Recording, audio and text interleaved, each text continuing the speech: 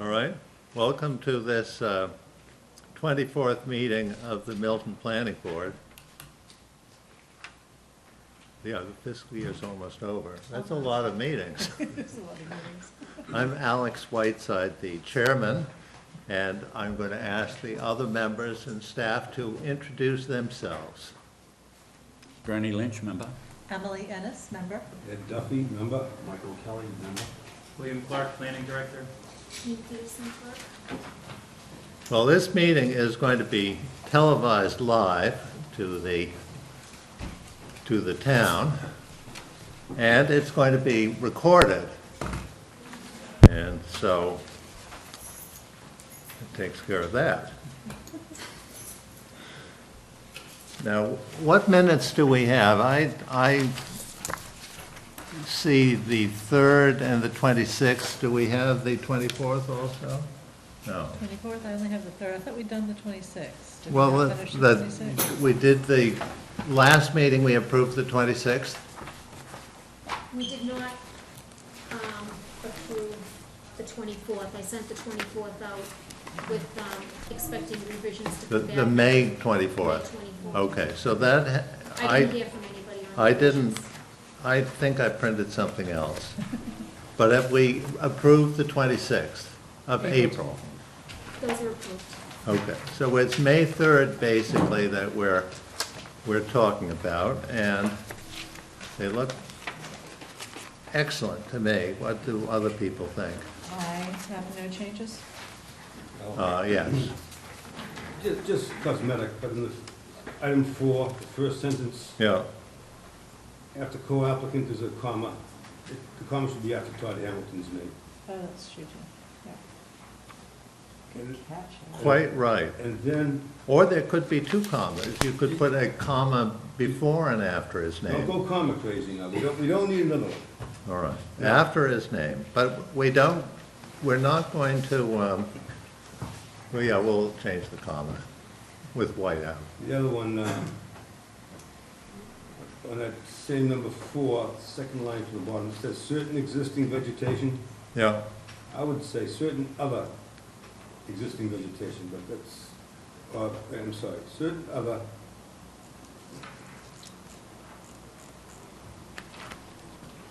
vegetation. It's a little bit better. well, how about certain other existing vegetation? Yes, it's fine. Okay. Gene, with those too few, I haven't finished with this yet. you're still going, Still wow. going at it. Item 5. The middle of the paragraph of item 5 says the proposal is for 30 units and 9 new parking spaces. Yeah, Is 9 new parking spaces correct? I think so. They're using a lot of the, Okay, of the existing spaces. okay. Mr. Cochran, again, going up, that says, Mr. Cochran represents the Sullivan family, Yeah, owners of the Milton Hill property. I would add a new sentence. He also stated that he is in a butter. Oh, that's it. Add that in for the record. Talking about Ned Cochran. okay. He also stated that he is in a That butter. would be the third sentence. Yes, yeah, that's correct. It would be the third sentence in the paragraph. Yeah, he also But he stated, didn't also state, he stated, because he hadn't stated anything up to date, correct, I'll give you that one. okay? Yeah, He stated that he wasn't a butter. that's right, you're right. Okay. With those few changes, we're going to entertain a motion to approve these minutes. So moved. All right. I think I Second. heard a second, Second. and all in favor? I was absent, so I'll just, All right. I'm present. Aye. I think that we've got a unanimous vote with one abstention. All right. Our next meeting is going to be on June 28th, here in the Carol Blute Conference Room. And what is that date in July, Ed? July 10, Tuesday, July 10, On Tuesday, July 10th, the planning board will be, how many years old? 9-0. 90 years old, and we're thinking of having a parade. We might parade up to the common Just march market. through the corridors there a little bit? Parade into the common market. All right. So put that date down in your, Okay. your possible to-do list. Citizens speak. This is an opportunity for citizens to speak on topics of relevance to the planning board. We don't want to hear citizens talking about open space developments on Hillside Street, since we're going to be hearing more of that later, or about the 36 to 50 Elliott Street project. But, anything else? Any citizens want to speak? All right, I see no citizens wanting to speak, so that means we will move directly to Mr. Clark's report. And I have a question, Mr. Clark, to start things off. We have a Hillside Street subdivision that a plan came in early May, Yes. and what is our timing on that? What do we have to do to prevent ourselves from being constructively? They've asked for continuances on each one of these, so, Okay, they have, yes. and get them to do it in writing Yep. and put it in the file, because we want, and that's so that they can reduce the size of the roadway to something reasonable, right? No, we're in a different, you said Hillside Street. Subdivision. You didn't, yeah, but you didn't give me the number, so. 333. Yes, 333. I did not stamp it in because they did not give me an application. Did they file it with the town clerk? No. Okay. The application is due here Monday or Tuesday next week. Okay. What they gave me was a copy of the, what we're talking about is the Bosworth project Right. for the rest of the board. What they gave me was the notice of intent that they filed in 2006. They gave me the order of conditions, which they were given in 2007, which then expired in 2010. They gave me the judge's ruling. They gave me nothing by way of what the project was. There is nothing in there that describes anything about the project unless you want to pull the pieces out of the notice of intent. And since the notice of intent goes to Conservation Commission, not to the Planning Board, I told them it was incomplete. Charlie came back in 2 days and handed me the copy of all the legal stuff that came from the court, Yeah. to which I responded, this still doesn't tell me what is required We per want, the rules and we regulations. want something like a subdivision plan. We want the application process, we want the Right, narrative that goes exactly. with the plans. Also, the plans have the larger road. I've talked to Mr. Burke, who is his engineer, and he is preparing it. He's also preparing the plan to have the 14-foot road that you have asked for. So that will be on the plan, the narrative will be delivered next week, and then we can send out the abutters notice after the application is submitted correctly. Okay. Continue with your report. Dealing with the planning board's paperwork, the scenic road applications. I've got one for 37 Canton Ave, which will be on your agenda at 6:35, June 28th. I've either got one or two for the July 12th hearing that you have. Now, One what, will- you have a scenic road application that's going to be on our agenda when? June 28th, At 6:25? 6:35, And how long do you think it's going to take? 10 minutes. It's a simple, Okay. I've already driven Branch Lane by it. It's a stone wall, it's a straight cut, there's no trees. Okay. I sent it to the Historic Commission, the Selectmen, the DPW, the Town Engineer, the Conservation Commission, and I've notified the abutters within 100 feet. Is that the office, new office building? No, that, you know where Ronan Tynan lives? Yeah. Right next door, on the west side of Ronan Tynan. There's an empty lot. Okay. Single-family home, driveway that comes in, goes to the right, slides into the garage. Simple case, nothing complicated? Nope, nope. 18 or less feet opening, so it is what it is.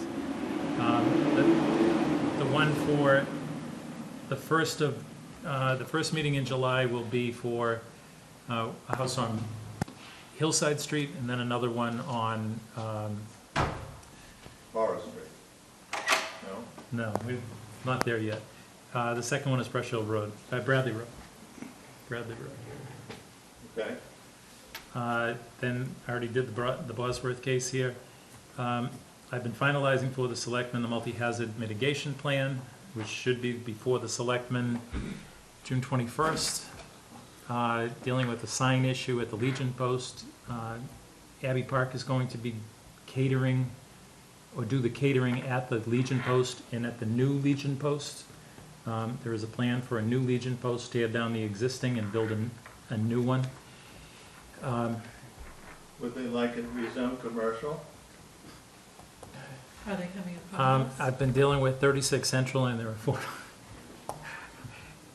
No, you're, I- no, okay. I'm not, That's that right I'm now. not touching that one. 36 Central, I've been dealing with the affordable housing paperwork, and I sent the fair and affirmative marketing plan to the state today, which is the last piece of the paperwork that goes to DHCD, Housing and Community Development, which hopefully means that within 30 to 60 days, the state will review, come back with a positive, and those units will be sold before the end of the summer. I hope that's enough. No, not quite enough. I need a minute. I'm preparing for the wind turbine case, which goes before Superior Court, June 26th. What about this, what happened in Falmouth? How does that impact your strategy? It doesn't. It doesn't. You Theirs think is, that was an old noisy piece of machinery? there are issues with one of their turbines. They've lumped both of them in because they both belong to the town. Ours is a different model, different make, and also ours has the ability to turn the blades to lessen the noise. They don't have that. They have a fixed blade, whereas ours has there's a mechanism that we can turn the blade to effectively cut down on the noise made by that blade under certain conditions. Excellent. Who else has a question for Mr. Clark?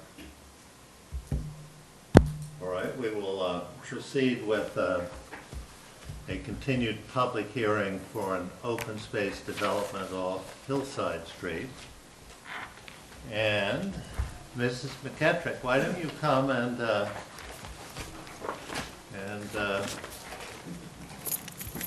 bring us up to date? You sent a number of documents to us, which I have read with interest.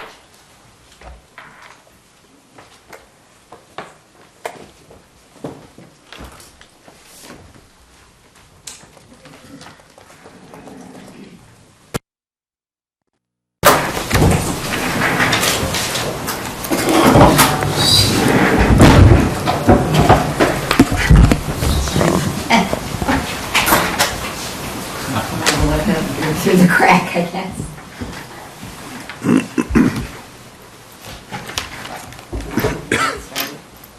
I'm Marion McKettrick. I represent a developer and the buyer for the property at 153, 155, 157 Hillside Street. And I'm here tonight to continue to discuss the application. And as Mr. Whiteside has said, I have sent two memos and one letter to the board, the planning board, since our last hearing. The first letter, a memo, was a response to remarks and a memorandum provided by Attorney Bobrowski at our last hearing. The second memorandum added to the discussion on development options that I already provided to the board. And finally, I have prepared a letter to the planning board on how I felt this application meets the criteria for granting a special permit. and I would like to discuss those tonight. I'm happy to go through them. They're pretty long, and I don't know whether everybody has had a chance to read them, but I'm hoping that I'll be able to summarize and discuss rather than read everything, because it will take a long time to do that. Well, if you read everything, you might lose the board. I think so. I'll lose myself. Summarize succinctly and clearly.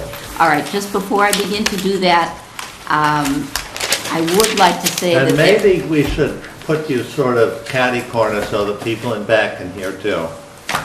Or where Jean is, perhaps? The speakers. Oh, She's mic'd. nice. Okay, good. Okay. Before discussing this, I just wanted to say that there has been a recent development with the property. Buyers have come forward who are very interested in purchasing 2 of the 3 lots, combining them and building a smaller size home there, as well as space for their horse. Meetings have occurred with these potential purchasers, but just in the last 2 days. They do appear to be very interested in purchasing and appear to have the capacity to do so.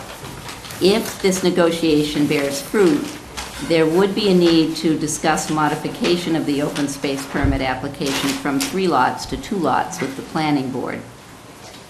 Also, the remaining lot, which would be the one closest to neighbors, could be a potential location for purchase by abutters or a neighborhood group.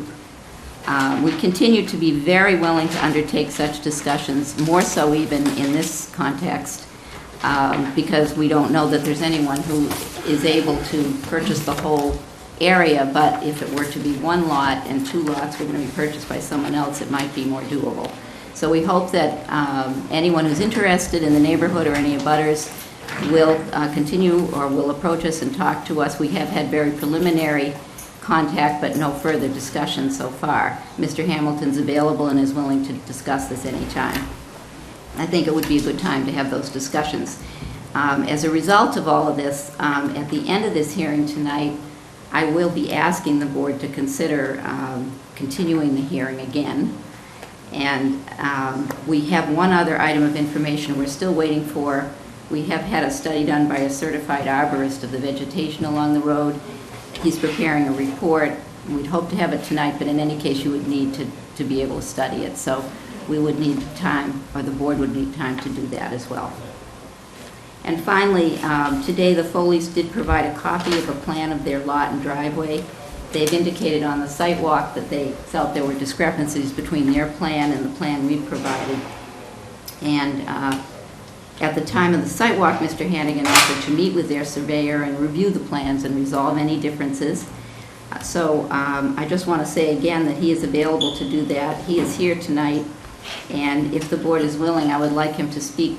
I would like to ask him to speak briefly about what survey work he has done in the area to give you some context for how he developed the plan for this site. And then I would go into a discussion of some of the material I sent to the board, if that's agreeable to you. Is that okay?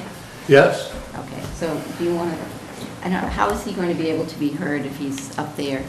Well, that's a good question. Is that a problem? I can shout. I've been heard in the past, I think. My name is Robert Hannigan, engineer for the applicants,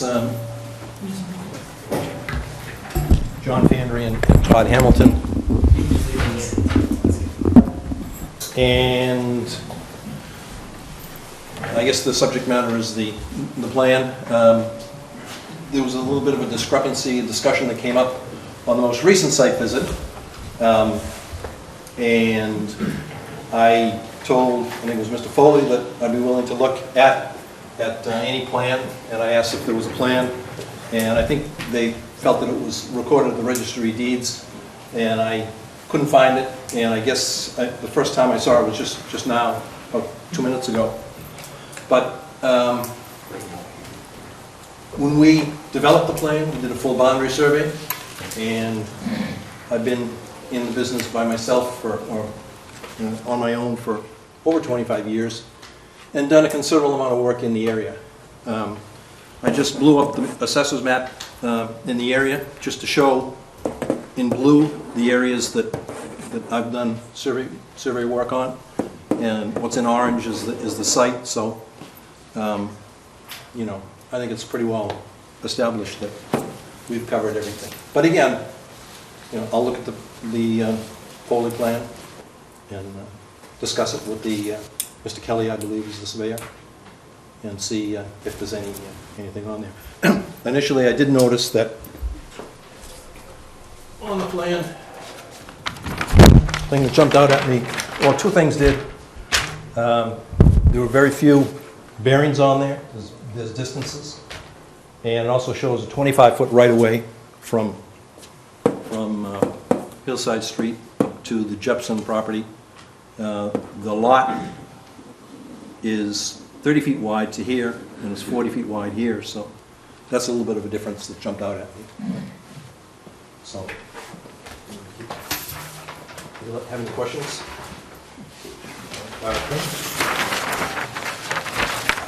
I guess not on that particular issue, because you've got to consult with Mr. Sullivan, is it? Kelly? Kelly. Who are you, who is the other surveyor you're consulting with? Oh, Kelly apparently did. This is the plan Not that, this, Kelly. Yes. No. Two different, we're talking about two different things. I'm not a registered land The surveyor. surveyor's name is Kelly, who did the other plan. All right. It's not someone that we... All right, this is fine, and yes. Okay. Mr. Foley and the Jepsons hired Chris Kelly to take and do their survey work on their property. Yeah. He stamped it, signed it, and I got a copy yesterday from Mr. Foley. This is that plan. I sent a copy by email earlier today to Mr. Hannigan. Here's the So plan for you to look at. They should consult with each They other. have to consult because it says right on there a 25-foot right-of-way, and you have all the deeds. Okay. You have all the deeds, and the deeds actually say it's 30 feet. So if you look at the plans that came from the registry that Mrs. McGettrick gave you, it says right on there the width. It also gives the meets and bounds on several different plans at the Registry of Deeds. All right, well, they'll talk, maybe there are other deeds that say They can something talk. else. That's usually what happens. Where two surveyors Who's Go going to into do the research, competition. Mr. Chairman? Who's going to be the definitive answer? Well, we're going to let them consult, and they're going to reach consensus. They may agree. They're going to agree. They may agree. Well, and even if they don't, we'll see. The other issue there is, it's not only, there's a lot that's the driveway, and then there are the rights to use the right-of-way that have been granted in a number of different deeds. And some of the rights to the right-of-way are 25-foot wide, and some are 30 feet wide, and that could lead to some confusion perhaps on the part of the surveyor or someone trying to lay this out as a plan. But they should determine it. I don't know how they do the measurements, so.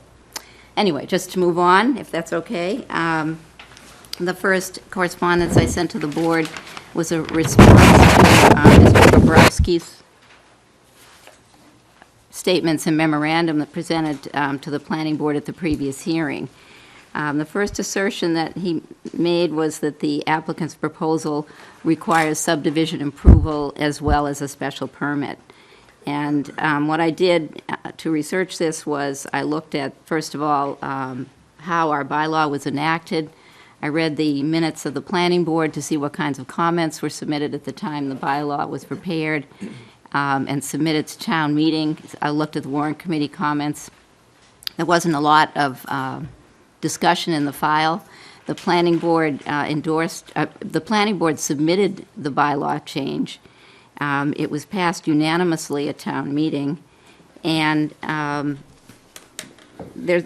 it seems quite clear that the planning board was aware that this was a bylaw, first of all, that would provide an exception to a change that had been made in 1958, which is that the town of Milton had changed its existing zoning, which allowed frontage to be on a private way, and from then on required that frontage had to be on a street. And this bylaw, when it was enacted in 1982, was intended to be an exception to that. And the first paragraph in the bylaw is also what was a comment by the warrant committee in the in the warrant. And the only other comment that I found in the file, which I thought was kind of interesting, was by a planning board member, and said that this bylaw change anticipates that some 10-acre parcels would have 2 or 3 existing homes on them, whereby you could cut out 2 one-acre lots around them and run a driveway up back for 2 4-acre lots. It appears from this that the planning board, which authored the bylaw, was aware that this bylaw would allow a major driveway to be constructed next to existing homes. So it was passed unanimously by town meeting. It was later approved by the Attorney General. And the town has used the other thing I thought was relevant to this was the procedure that the planning board has used in granting permits. It has granted 3 permits under this bylaw, and the first was in 1986 to Mr. Flatley. It was just for a 2-lot open space development. It was in the Indian Cliffs neighborhood, and it sat there for many years and was never used. And finally, a number of years later, the owner came back and said he wanted to remove the permit. He wanted to develop it with 4 lots instead. So, and there have been lots developed on that site. I think it was either through an A&R or subdivision. Maybe somebody on the board remembers. But in any case, that open space permit was never actually used. Then another one was granted in 2002, and a third one in 2004. The 2002 permit was the Solomondo development on Canton Ave. That was for either 5 or 6 lots. It was a very long, major driveway with, I believe, about an 18 to 20-foot pavement width and about a 31-foot right-of-way. So those are the dimensions of the driveway. And in all of those cases, what the board did was it issued a permit, a special permit. And a special permit's in the nature of an exception to provisions in the bylaw. When the planning board has issued these permits, particularly in the 2 most recent, it also has issued detailed conditions and a number of requirements relating to the way the driveway was going to be built and what its dimensions were going to be, and other aspects of the development, many of which are similar to the sorts of conditions that the board might look at if it were looking at a subdivision. So that's the process that the board's used. When it's filed these permits, files them at the registry with a copy of the permit, and the plan is filed as an A&R plan. So both of the most recent plans were filed as A&R plans. That's the procedure we've used. It seems certainly that there's nothing in the text of the bylaw indicating that the subdivision control law also needs to be applied for in this case. And it does seem to me that the board has dealt with this in a permitting mechanism that was a special permit process and has not resorted to requiring an applicant to go for the subdivision control law requirement. If it were to do that, the primary exception in this bylaw is the exception that you can have frontage on a driveway. And that's not allowed in the subdivision control law. So if you say you have to go and apply under the subdivision control law and follow all the requirements for driveways, it seems to me you're just contradicting this bylaw. So I don't really think that there's merit in that argument, at least when you look at what the town intended to do when it wrote and passed this bylaw. Section 81O of the subdivision control law says that no person shall make a subdivision of any land in any city or town in which the subdivision control law is in effect unless he has first submitted to the planning board of such city or town for its approval of a plan of such proposed subdivision. Well, we've submitted a plan. So I think that, we have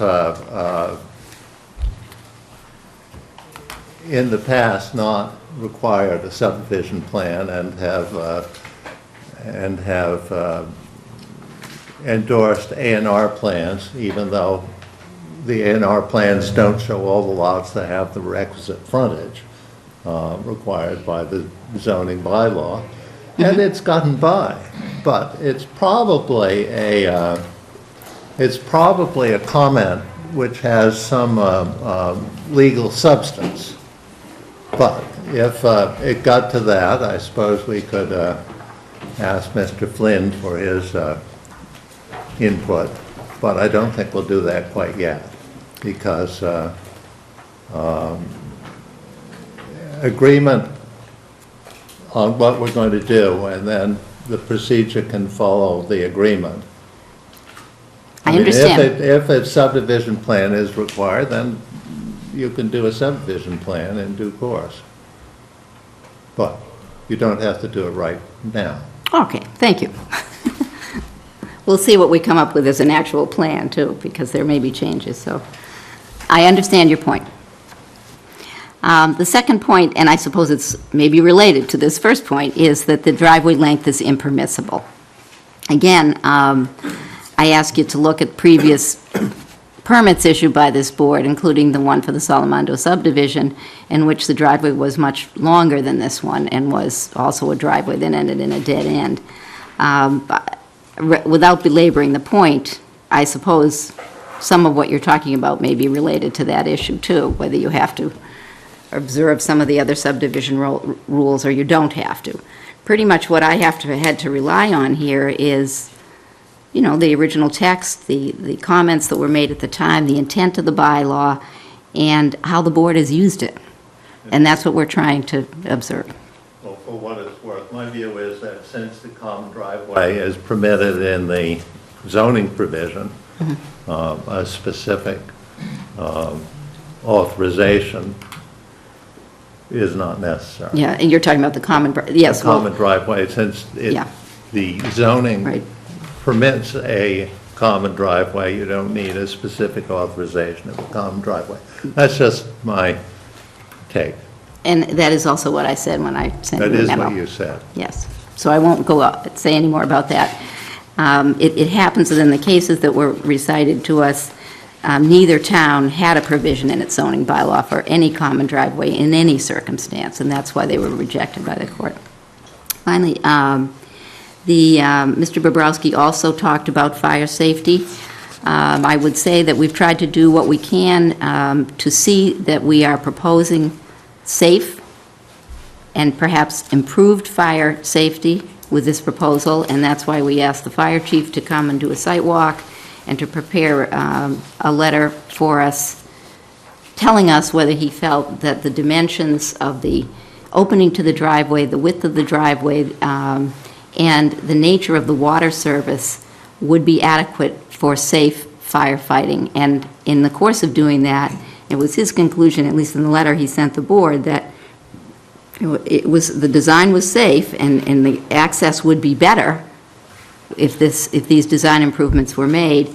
But what would be particularly better would be water service, because the new water lines would have much better water pressure, and 2 new fire hydrants would be put in on the driveway, which would mean that we would no longer have a situation where there are no hydrants that work, and where a fire truck has 2 fire trucks together have to string their hoses together to fight a fire at the end of this driveway, providing not optimal firefighting pressure. So that's all we have right now to go on. All I can tell you is that certainly I think if the applicant were told and the board were informed by the fire department that more needed to be done for this to be safe, that we would want to comply with that. But that's what we have right now. So we don't believe there's an issue with fire safety at present. And in fact, it would be our contention that we will be substantially improving fire safety if we do these improvements to the roadway. So those are my responses to Attorney Bobrowski's comments. Briefly, I'd go over a follow-up memo I wrote. This was pursuant to discussion we had at this board at the last meeting. Mr. Whiteside's comments questioning whether there would be any lots here were grandfathered lots. He suggested that possibly there might be a possibility of an A&R lot.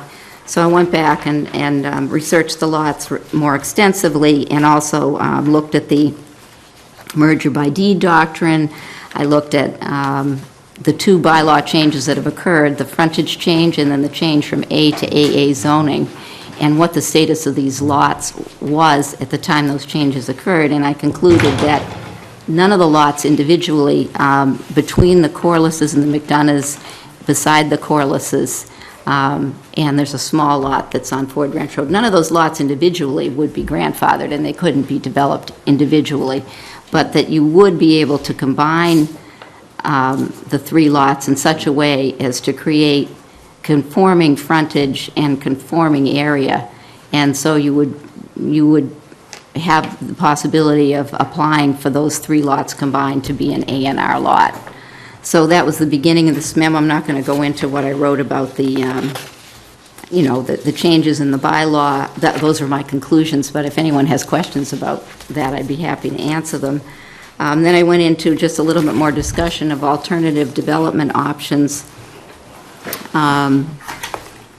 explaining that you could create this A&R lot, and then you would have the remaining acreage in the rear, and what could you do with that remaining acreage? One possibility, of course, would be to use that as one lot and use the frontage on Ford Ranch Road as the frontage, and so theoretically you could call that an A&R lot also.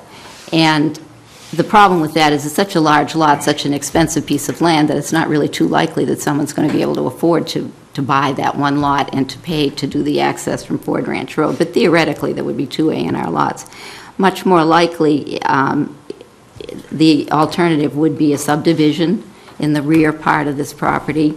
Probably it could support 6 to 7 homes. Access would be from Ford Ranch Road. And the third possibility, if access to the rear were very expensive, not economic, that you couldn't do a subdivision, a developer would quite possibly look at whether he could use zoning waivers, the 40B statute or something like that, to do residential housing, but of a higher density than what you would normally allow in this area. The issue that I think needs to be kept in mind, I'm not sure how it would all be worked out in a subdivision process, is the fact that the right to use the driveway still exists even when the primary access to a lot has to be from Ford Ranch Road. So it would still, in theory, be possible for owners of these lots, or some of them, to use the driveway.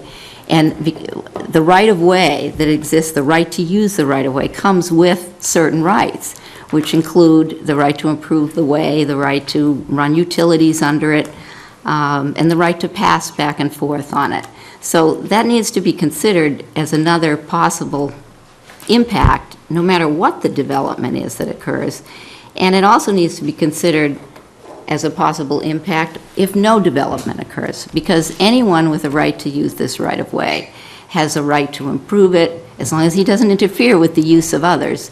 He has the right up to the extent of the width of his right. So if it's 25 foot or 30 feet, he has the right to put gas lines and electricity lines and so forth under the way. And all of the people with the right to use the right-of-way also have an obligation to maintain it. And where does that obligation come from? It comes from the deed. These are deeded rights to use the right-of-way. Oh, the obligation comes from two Massachusetts general law statutes, which are in here somewhere. I think they're actually in my main memo on advantages. And I cited one case, but there are also cases that have been heard on this issue of what exactly are your rights and obligations. I'll find it for you. It's Okay, in here. Emily found it already. MGL 84, subsection 12 and 13. Right, 187, section 5, and 84, subsection 12 and 13, and then there's a case cited there as well.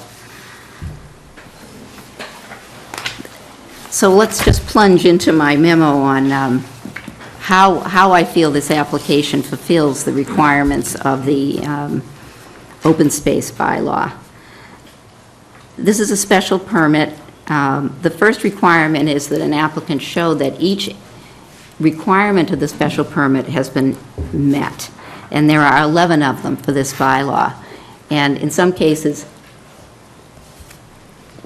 I would just say we agree to comply, because in some cases you don't have plans yet that would be detailed enough to show you that we've complied. But in most of the cases of the bylaw requirements, we have tried to demonstrate that we meet them. For example, We have given you plans that show that this is a site that contains more than 10 acres of buildable land. Property consists of 7 assessors plots, total area 15,258 square feet. I'm always making mistakes in this, so you'll have to ignore it. I've got 12,000 acres in here, but 15,000 acres, that's not what I meant. 15.258 acres. And 11.177 acres is upland, while 4.81 acres is wetlands. Milton Conservation Commission determined on January 17th what the wetlands boundaries are, and so lines have been drawn taking into account the fact that you can build, but with conditions as close as 25 feet to the wetlands boundary. I believe that's correct. Each proposed lot's 4 acres or more. One home will be built on each lot. All new buildings be 30 feet from lot lines, 30 feet from the major private driveway. Major private driveway, we discussed this a bit at the last hearing, includes the portion of the drive that runs by the homes. It does not include the portion that goes directly into the home. There is supposed to be a major driveway that begins at a public way. There would be one in this case. It will follow the existing driveway's path, continue into the area beyond the existing driveway where the homes are to be built. Existing height limits would apply. All new utilities would be underground. Proper easements would be provided for driveways and utilities. And finally, the plan is financially practical and can be completed within a reasonable time frame. We have not discussed this at all at the hearing, but I believe when I first introduced this application, I may have said, and it is the case, that the owner, as well as the developer I'm working with, who is under a purchase and sale agreement, have looked carefully at other alternatives, and it's been their conclusion that this is financially workable, that the 3 lots will be enough lots to provide an adequate return for the work of preparing the site, and that they feel, we're presenting an open space application because we feel it's the best application for the neighborhood, basically. So my conclusion is that we can meet the requirements in the bylaw, but that you have to go further than that in order to be granted a special permit. You also have to comply with Section 9C1 of the zoning bylaw, which requires that you show to the satisfaction of the planning board that relief can be granted without substantial detriment to the public good and without substantially derogating from the intent or purpose of the zoning bylaw. And so some of the things I've talked about already relate to how I feel we meet this requirement. But basically, there are 3 ways that I feel we can show that we not only don't hurt the neighbors in the neighborhood, we actually will improve in some cases the present situation. Neighbors, butters and the neighborhood will benefit from the limitations a special permit would place on the driveway.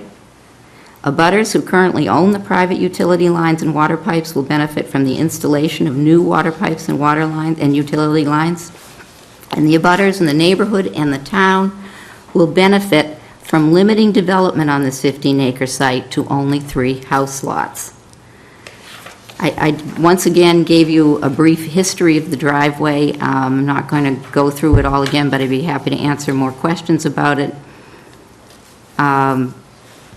Today, there are 5 landowners who have rights to use the right-of-way, and then the owner of the remaining parcels owns the driveway and can use it. One landowner, the Corliss family, uses it for exclusive access. Other landowners have access, which in the case of Mrs. Jepson, for example, she uses it, I think, exclusively, but she does have another way of accessing her home. McDonough's have 2 driveways, this one and another one on Hillside Street. Foley's uses another right-of-way, and the Bresnahans have frontage on Hillside Street, but just use the driveway. They're right at the entrance. And we've already talked about the fact that if you have the right to use the driveway, you have a right to dig it up to put in utilities, you have a right to pave it, you have a right to trim vegetation along the edges of the driveway, and you have an obligation to maintain the way along with others who share the rights. I think, the point to keep in mind here is that we're very concerned about what the impact on vegetation. We're concerned about the disturbance that occurs when you dig up the driveway to put in utilities. But everybody who has a right to use a driveway has a right to do those things right now. And you don't have to be doing a development to be able to do them. And in fact, the rights that everyone has right now extend to the edges of their right-of-way.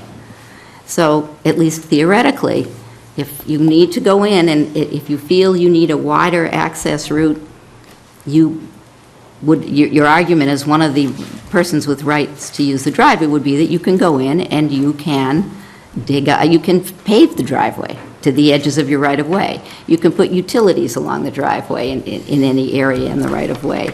And you can cut back vegetation that's interfering with your passage on the driveway. But the problem here is there's a 15-acre lot of land at the end of the driveway. That's the real problem, because the question becomes, what will happen to everybody when this lot is developed in some fashion, and what's the best way to do it? And what we're trying to argue here is, first of all, this proposal's for 3 lots, not 7, not, however many more it could be if you use some waiver of the zoning bylaw. And in using the driveway for access, you're also submitting to a special permit process, which allows the planning board to impose numerous conditions, including conditions on the width of your paved area, conditions on your impact on the vegetation, where you're going to put the utilities, how you're going to do the construction process, and how you can protect neighbors from the impact of the construction.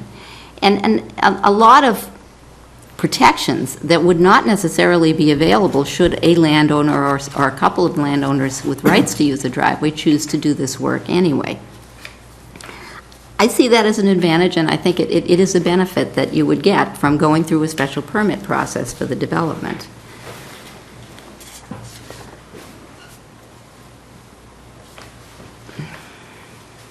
I repeated that many times in this memo, so I'm not going to say it over and over again, but I'd be happy to discuss it if the board wants to talk about it further.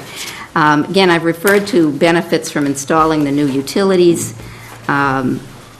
These are very old. All of the lines that go into these properties are old.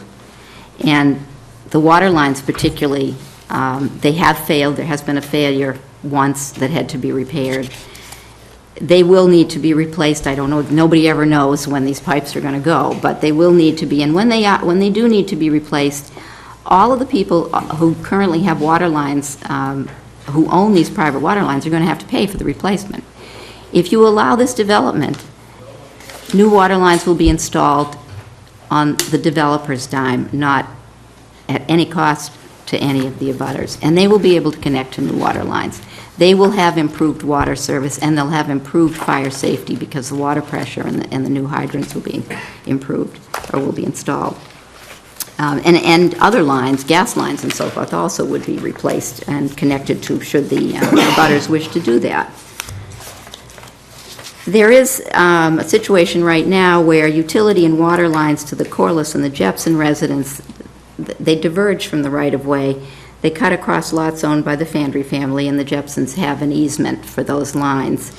And the water line continues to the Jepson residents, and it appears to follow right through wetlands as it does that. Now, it's there. It's okay, but when it breaks, it's going to be a problem. It's going to be a real pain because the wetlands will have to be dug up, and there'll have to be all kinds of measures taken to protect them.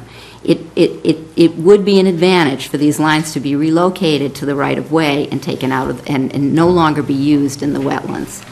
I was able to find the easement for the Jepsons. I wasn't able to find an easement to the Corlisses for this. They also use the water line that crosses the Fandry property. Maybe I just didn't find it, or maybe there's a problem. There's never been an easement granted. It's something that, if that's the case, ought to be resolved. It would be helpful, I'm So, sorry? It's been there, so. It's been there, as I said in the Right. memo, it's been there a long time. Right. Somebody else already has the right to dig the lines up if there's a breakage, and they both use them. So I'm just mentioning it because I noticed it, and it should be corrected anyway, probably, if it can be. Finally, just in general, the reason we pursued this open space permit application is that we felt that this land and developing it this way fell right within the purview of this bylaw. I mean, it says at the beginning, the purpose of subsection M is to permit large parcels of land in Residence A, B, and C districts to be divided into single-family residential lots of 4 acres or more without the requirement of frontage on a public way, to preserve the residential character of the town and to preserve open space in the town. This proposal seems to be very consistent with this purpose. In fact, almost seems as if the bylaw was written with a situation like this one in mind. This is land that's been held as undeveloped property for a lengthy period. It's located in a very unique part of the town, which, even with the recent development that's taken place, still has a very rural and scenic appearance. The parcel's already accessed by a long common driveway, exactly the form of access allowed by the open space permit. And if instead of using this special permit process for a 3-lot development, the 15-acre parcel is developed to its fullest potential in a subdivision or by a special permit waiver process, the neighborhood will be irrevocably changed, and it will be changed on all sides. And the potential for continued use of the driveway for secondary access still poses concerns about disturbance to vegetation and the rural appearance, as well as increased traffic. And when you place lots in the rear of the property, as we're proposing here, and you don't allow any development between existing properties and limit the development to 3 lots, new buildings are protected from public view and largely from the view of neighbors. Any other form of development of this site will involve more units, more clearing of land, and more visible development. The secondary impact of any alternative denser development really will be significant. There will be greater traffic on the driveway, whatever the main access route used. More land will be cleared, and potentially much more wetland will be altered. Inevitably, there will have to be more impact on the watershed located downhill from this area. This is a 15-acre site located in an AA zone. By creating 2 4-acre lots and 1 7-acre lot, manifestly, we're creating more open space than we would if the maximum number of lots under AA zoning were created. Only 3 septic systems would be utilized, and they have to be designed so as not to impact surrounding wetlands, and that is certainly more desirable than a larger number of such systems. And finally, if you grant this open space permit, you are permanently limiting future development on this site, and you're protecting abutters in the neighborhood and the town from future density forever. I mean, you know, I know you can come back to the planning board, but I'm assuming that if you granted this special permit, that would be it, that it would stay as it is. So I believe that rather than being a substantial detriment to the neighborhood, this open space development will benefit abutters in the neighborhood and the town. And it is consistent with the purpose of subsection M of section 6, as well as the zoning bylaw. So those are basically our arguments for why we feel that we have met the standard for a special permit. All right, I have a few questions for you. And it appears to me that your driveway, your major private driveway, actually goes up to the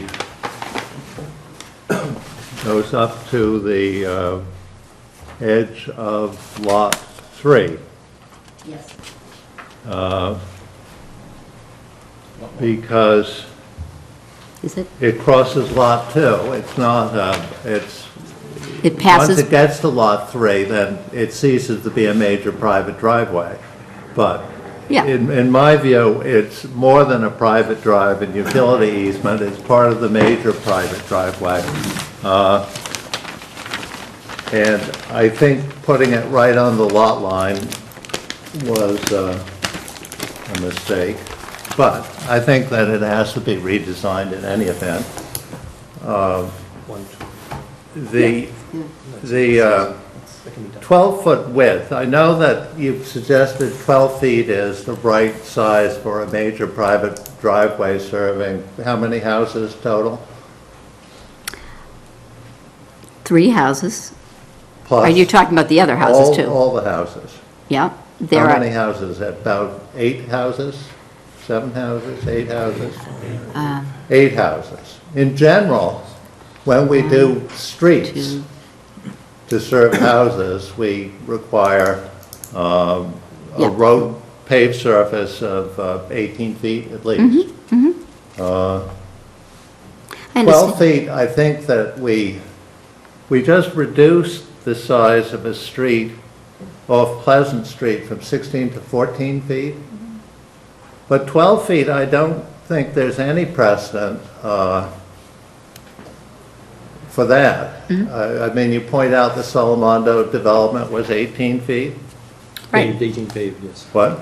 18 feet paved. 18 foot paved. I mean, the reason you're asking for 12 is you don't want to do a lot of destruction, which you necessarily would if you did more than 12.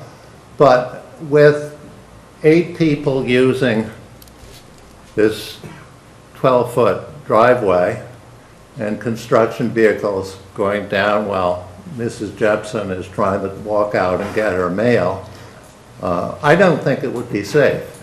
And how wide do you think it should be? I don't think, I think it's too long also. I think it's too long and too narrow. I think the destruction, the wider you get it, the more you destroy, the less benefit you have. Yes? What width were we using for the Brush Hill Road subdivision? What would, Remember? were we using 16 feet? I thought it was less than 16. Yeah, 8 and 8, the cars can pass, but Because that was 6 houses?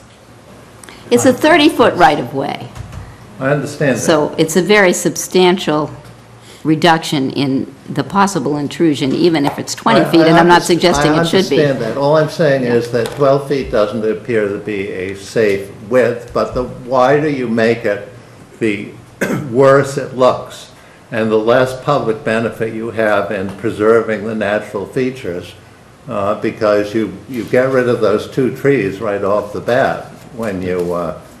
No, you don't. We've already provided Well, for I a mean, wider Steve entrance. Ibis has indicated a 12-foot pavement. He didn't even know if it was going to be paved, but he has submitted a report saying that those trees will not survive with a 12-foot pavement with the construction activity that you're proposing. But even after your 3 years of construction or 2 years of construction, then you're going to have the FedEx trucks going down to the back, maybe the garbage trucks. It's not a very well-conceived plan, in my view. And I think that, you know, you've got 2 accesses onto Fort Ranch Road, which is 26 feet wide, and building a wooden bridge, putting your utilities down the right-of-way and building a wooden bridge, I can't imagine it would cost $150,000 for design work and $750,000 for construction of a 14-foot wooden bridge across the stream there. We've got plenty of room for replication of wetlands, and then you have a specific driveway for use by these 3 houses on your open space development. That makes a lot more sense to me. I think the plan you're proposing, the driveway's too narrow, it's far too long, and it doesn't have any support by people in the neighborhood. I think that if you were to think a little more outside the box and really look carefully at bridging that stream, you would find that you would get a much better reception. Does anyone in the neighborhood support this proposal that you know of? Did you suggest that it would cost $1 million to do the bridge, or were you No, rejecting that?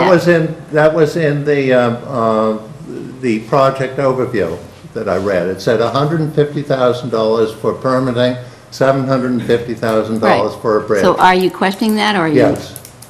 I'm What do you think it would questioning cost? I haven't seen any specifics. Mike, what do you think? Well, in any case, I mean, that, you know, whether it cost that or it didn't cost that, the issue is, if someone accesses this site that way, they're going to want to build a subdivision.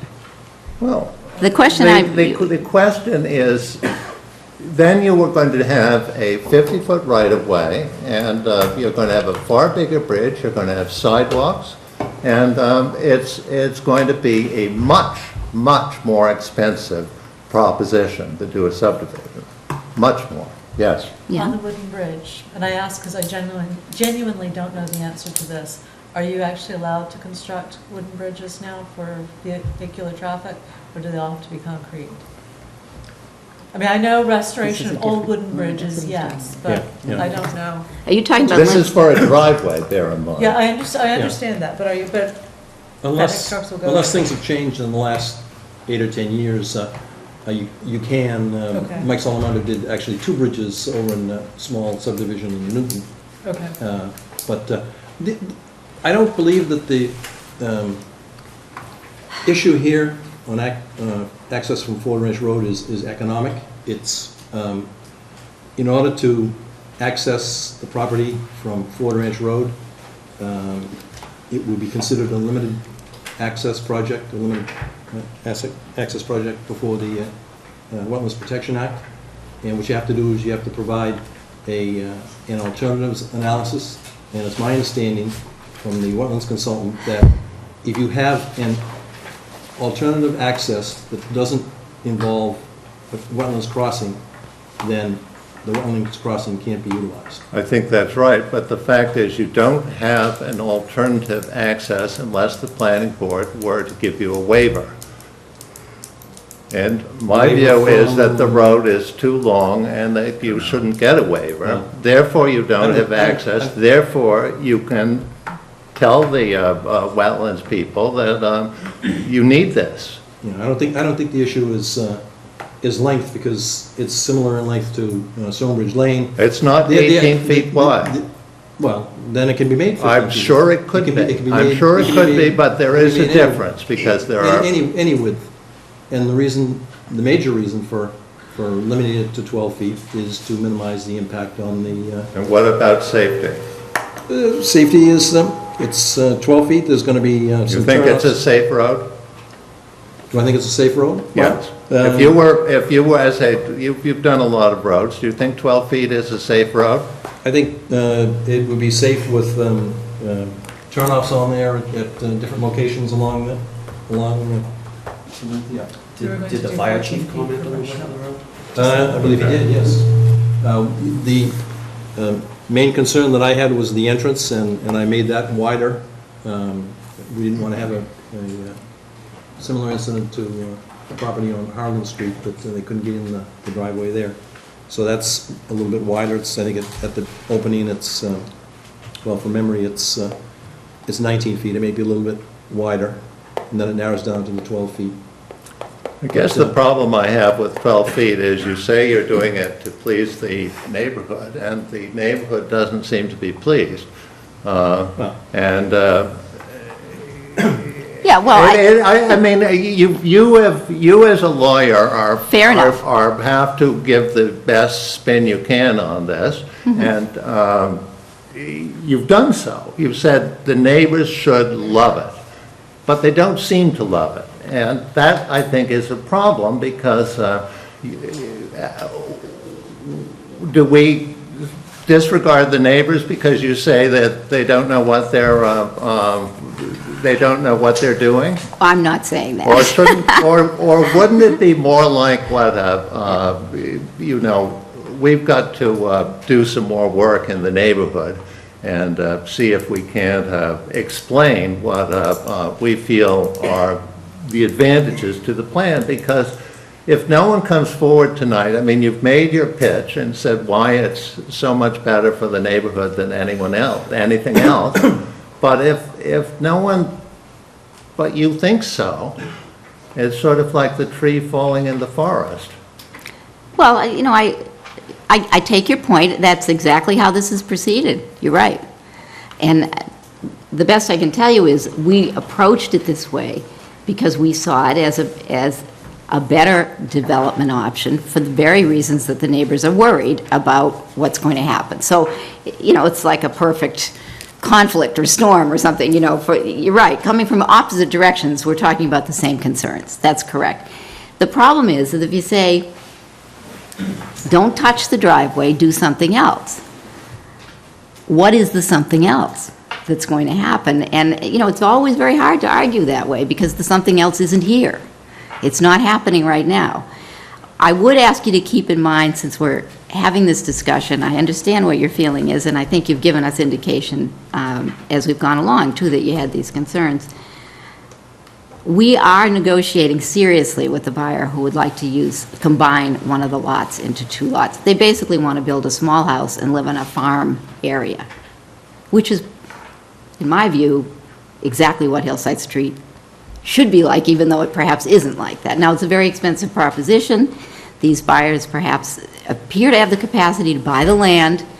They still have an issue as to how they could permit using that lot at the end of the roadway, even if we can find a buyer who wants to buy the rest of the land, and the neighbors have talked about buying a piece of the land in order to protect their homes. They don't appear to have the ability, or haven't come back to us and said they had ability to buy the whole area, but there was some suggestion that they might be interested in buying one lot or part of a lot. So, I mean, this is all very good discussion, and I hope we can continue it. I think you do recognize what our reasons were for coming in here with this application. I started about halfway through the Conservation Commission process with this case. And so foremost for me were the conservation issues starting out. And we received pretty strong advice that it would be very difficult to get a permit with the driveway in existence, a 30-foot right-of-way, for us to get a permit to go through those wetlands and cross with the bridge and so on and so forth.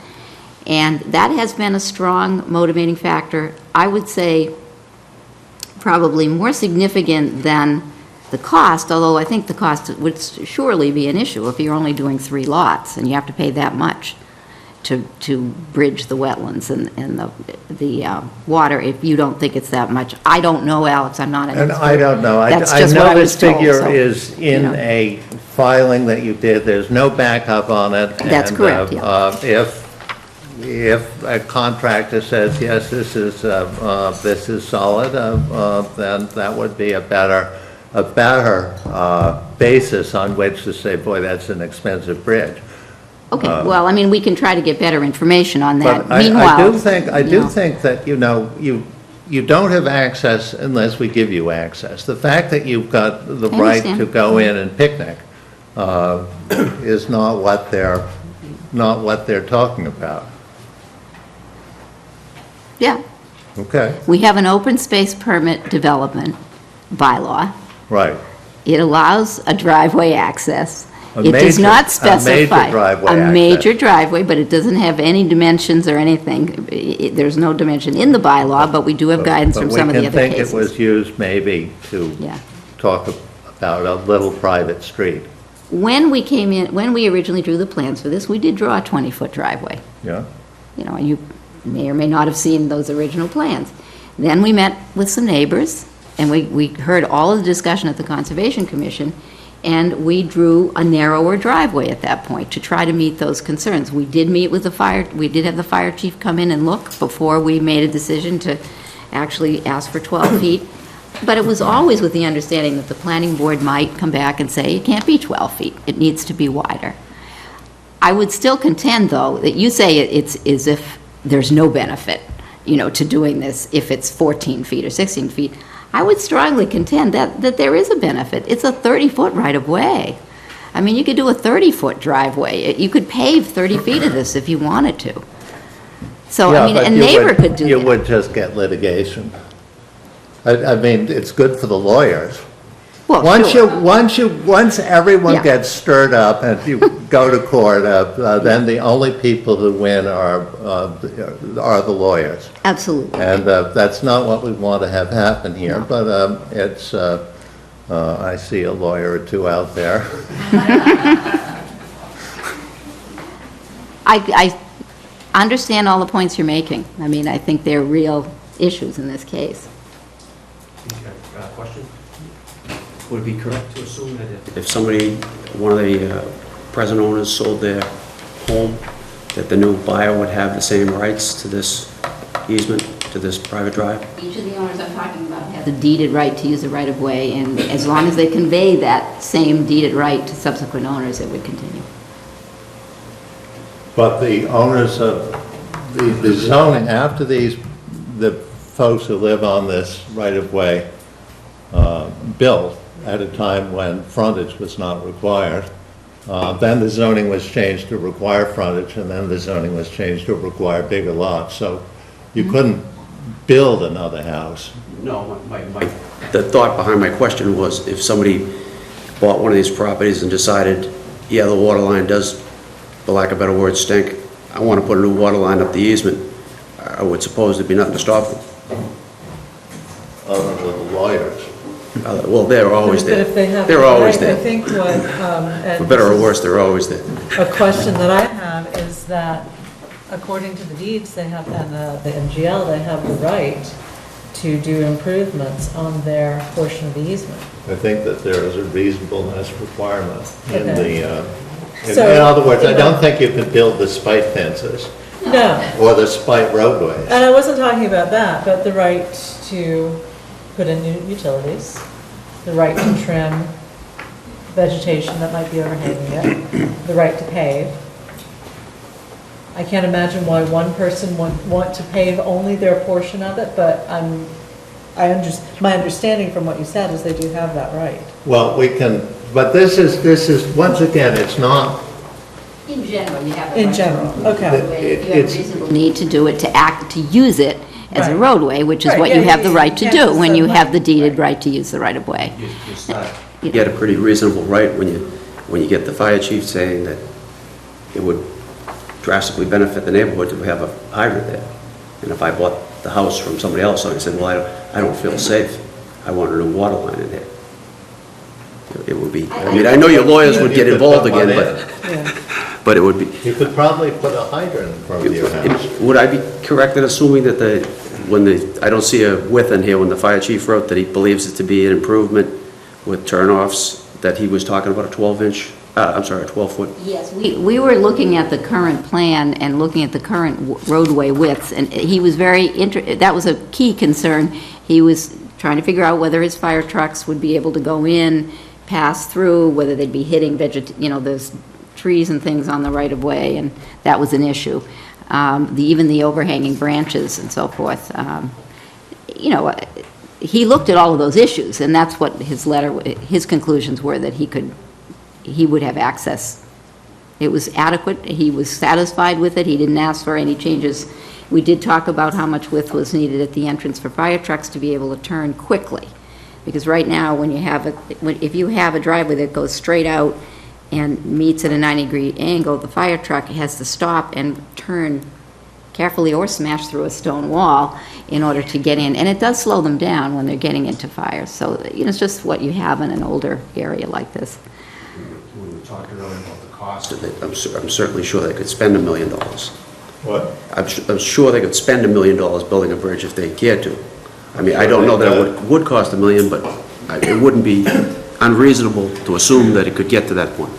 But I did spend some time reading the DEP wetlands, and I do interpret it as saying, I can read it, but I'm not going to, it's pretty specific that it says if there's an alternative, you should look to the alternative, period. Our approach was based on advice from our consultant. We feel she's very capable.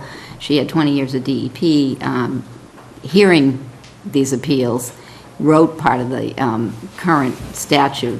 That doesn't mean that, 100% for sure DEP would go in that direction. I understand the issues that you're raising, Alex. And It it was what seems- caused us, however, to look at this access. It seems to me that as far as your utilities are concerned, I mean, the crossing, the utilities are a problem with the crossing the stream, and you could actually put the utilities down the right-of-way and just have the crossing, the bridge, simply for vehicular access. And that, I think, would save some dough.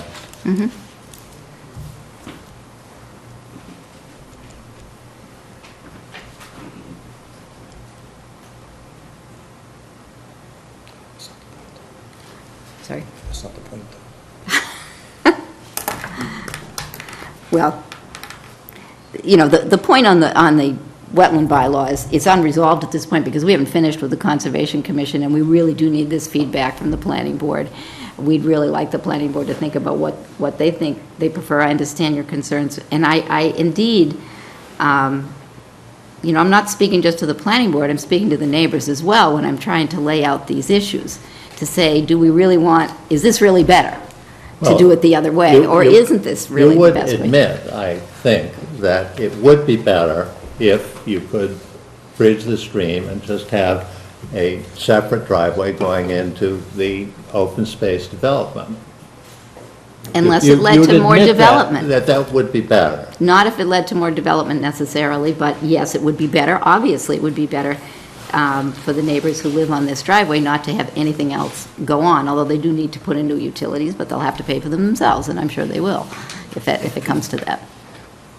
Or they You might, understand, though? or they might kick in to help you out on putting your service down to your 3-lot bridged open space subdivision and applaud as the new people move in.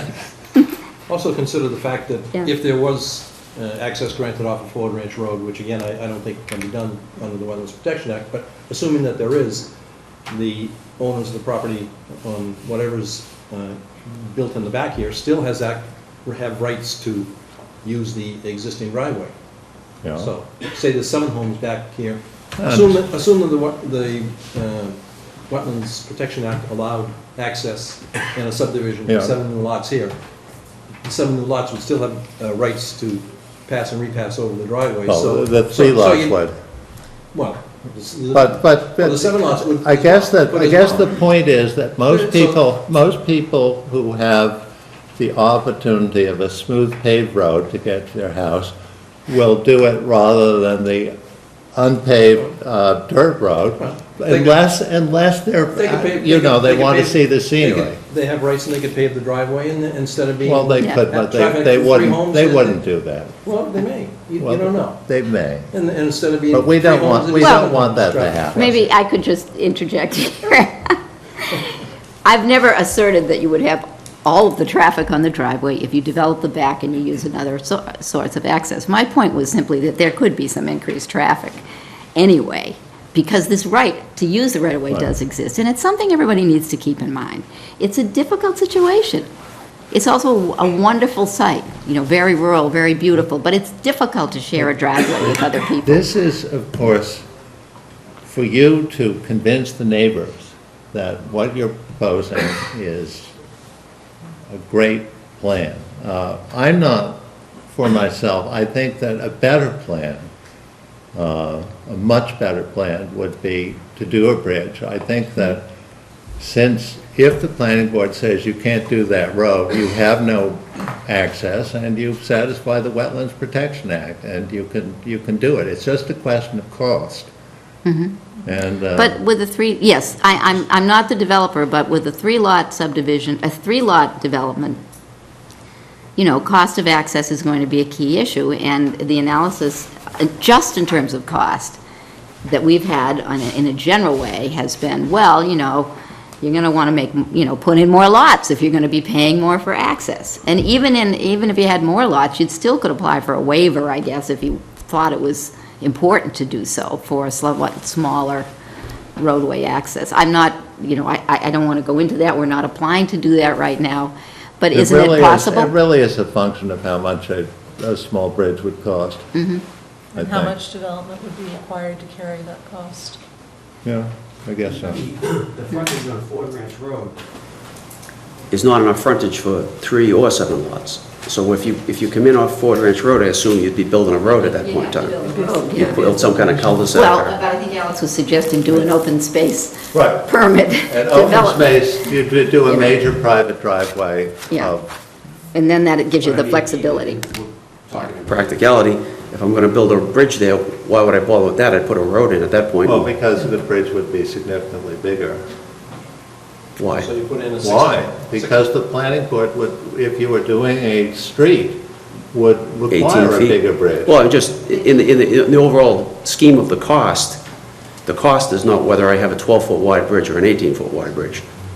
There may be an increase of cost, but that's insignificant in the whole development of the cost. I know that Meg Lane was a 2-lot subdivision that would require some bridging of wetlands, and I don't know what their cost figures What were. I'm looking at here is, if I was a member of this neighborhood, Yeah, and they put in a road and build a bridge, and they now have 7 houses back there, if that should come to fruition, and these people still have rights to this easement. In fact, these 7 new houses would now form a majority when considering what they might do in the easements in the future. well, I don't, it isn't a majority vote on easements. But you say tonight, for instance, do you have the backing of the neighborhood, and tell me how many people you have the backing of? I might have 7 people behind me at that point. Well, 7 is better than 0. No, I understand. I think, it seems to me, that Mrs. McGettrick said they're looking for advice from the planning board as much as anything. Yeah. It seemed to me the advice would be to sit with the neighbors. From what I've read in the DEP, the Section M of the bylaws, which this does seem to tailor right to what they're doing, it would seem to me the best thing to do would be get together with the neighbors again and maybe approach the plan you have and see if there's some way that it could be acceptable to the neighbors. I mean, I don't know, maybe it's an impasse, maybe the neighbors, I don't give a damn how wide the road is, I don't give a damn if you promise this and that, it's always no, and if that's the case, then I don't know what you do at that point. May I just ask one thing, since we're talking about hypotheticals here? As you know, I began the hearing by saying we are in serious discussion with a buyer who wants to make one large lot. He would like to buy all of the land, but probably can't quite make the total price for all the land. Would like to buy 2 lots. It looks like it's going to be moving forward, and that's one reason, I definitely want to continue this discussion. But, are we looking at these same issues if we do 1 lot and we try to preserve the rest of the land? I think that, 1 lot, or you'd have your 3 lots to be combined so that it could be a subdivision, but. I mean, I don't even know how you approach it at that point. But if you had 1 lot, I think that it would be simply getting a truckload of dirt in there. You mean filling in the holes? I think so. Okay, I mean, we're not there right now, so I don't see a lot of point in taking the planning board through that exercise yet, but I do want you to keep it in mind. It's obviously a difficult situation. We've said from the beginning that we would really, the developer I've been working with, Todd Hamilton, has said he would really like to talk to people who are interested in looking at that option and buying a larger piece of land here, because the whole purpose all along has really been to keep it as minimal impact as possible, to keep it as much the same as possible. I hear clearly all of your comments. I certainly understand that you're not yet satisfied that we've shown that it would either be denied to have access from Ford Ranch Road by DEP, or it would be completely uneconomic for a 3-lot development to create that access. We haven't shown you any data that shows you what it would cost, and so if we have to go that route, we'll try to do that. And I we think. want, the public benefit is, if the public doesn't perceive that they're being benefited, it's not really for the planning board to say something otherwise. In other words, you really have to do some more selling. And how you do it is up to you. But I know that the neighbors are represented, and so it isn't as though they don't understand. Oh, absolutely, I agree. So I'm not going to, put up a big argument with that, because, in general, I endorse that viewpoint that, it's the neighborhood is where these people, this is where, if I live in this neighborhood, I want to say in what happens next to my house. There's no reason why I wouldn't support that viewpoint. okay. We've certainly tried I think we've added a lot more information. I'm not saying that that's going to necessarily have changed anybody's mind. I think the critical thing that could happen would be a change in the actual dimensions of the development and how many lots and you know, what can we work out. I think it's, as I said at the beginning, this is the time to be talking about that. I think we might be able to come up with something that would be good.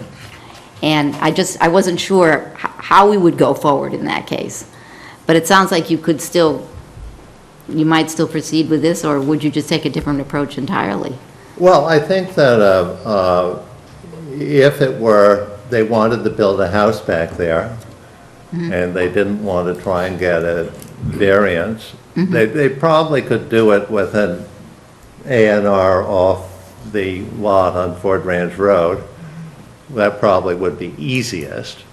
But then the open space subdivision is still live. Okay. And I mean, we don't want to conclude you one way or another when there's opportunity to do something else. Okay, good. Are you just asking if you put one home back there, would more or less the arguments change? Is that what you're asking? Yeah. Well, what I'm asking is, are you going to still raise these same objections to one lot? I think it would be unfair to not. To what? There is an objection. If you say that I put one house back here and now I need a 2,000-foot driveway 12 feet wide, and to bring up arguments earlier to say that it's unsafe and too long, and then to say, well, now it's one house, oh, okay, it's all right now. You'd have two that contradicts less the households argument. using it, two less households using it, You so might not need to the pay equation's for it. different. Yeah. And also, they'd be Second lot. riding their horse. Could be. Or mountain bike. But no, it seems to me, it's not common sense to change the Yeah, argument right. because of the numbers. That's the whole point, yeah. Well, Okay. there's give and take in all these things, Mike. I'm sorry, I think that, like an engineer, 2 + 2 is always 4. Except when it's not. It's not. I'm not saying that we have that solution at hand right now. I wish it would be great to be able to just say to you, hey, how about one lot? Let's see if we can do that. At this point, it would depend on, really, I think the neighbors would need to see it as a very desirable outcome and would have to show some interest in purchasing the additional lot. That's a matter of negotiation in terms of price and everything else, so it's in the future, and we'll see where we are on it. But I hope everybody understands that this would be the right time to be talking about that, and that we are very willing and very interested in talking about it. The only other possibility, and I doubt it with this buyer, would be for someone to, finally say, yeah, I will pay the whole purchase price, and I'll just buy the whole thing. But and I don't believe that's possible, but 2 lots is pretty remarkable, and that looks like it's a possibility. So, anyway. All right, now, we're going to hear from, why don't you stick around? And who would like to be heard? They've asked to continue the hearing, and I think that's what we should do.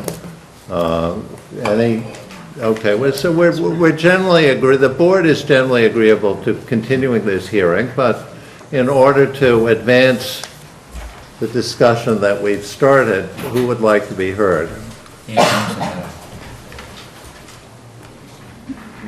Yes. Why don't you sit here, because you can't be heard over there. Good evening, my name is Mark Bobrowski, and my office is in Concord. I represent the Corliss family. I was trained in law school never to say much when I was winning, so I don't think I'm going to say much tonight.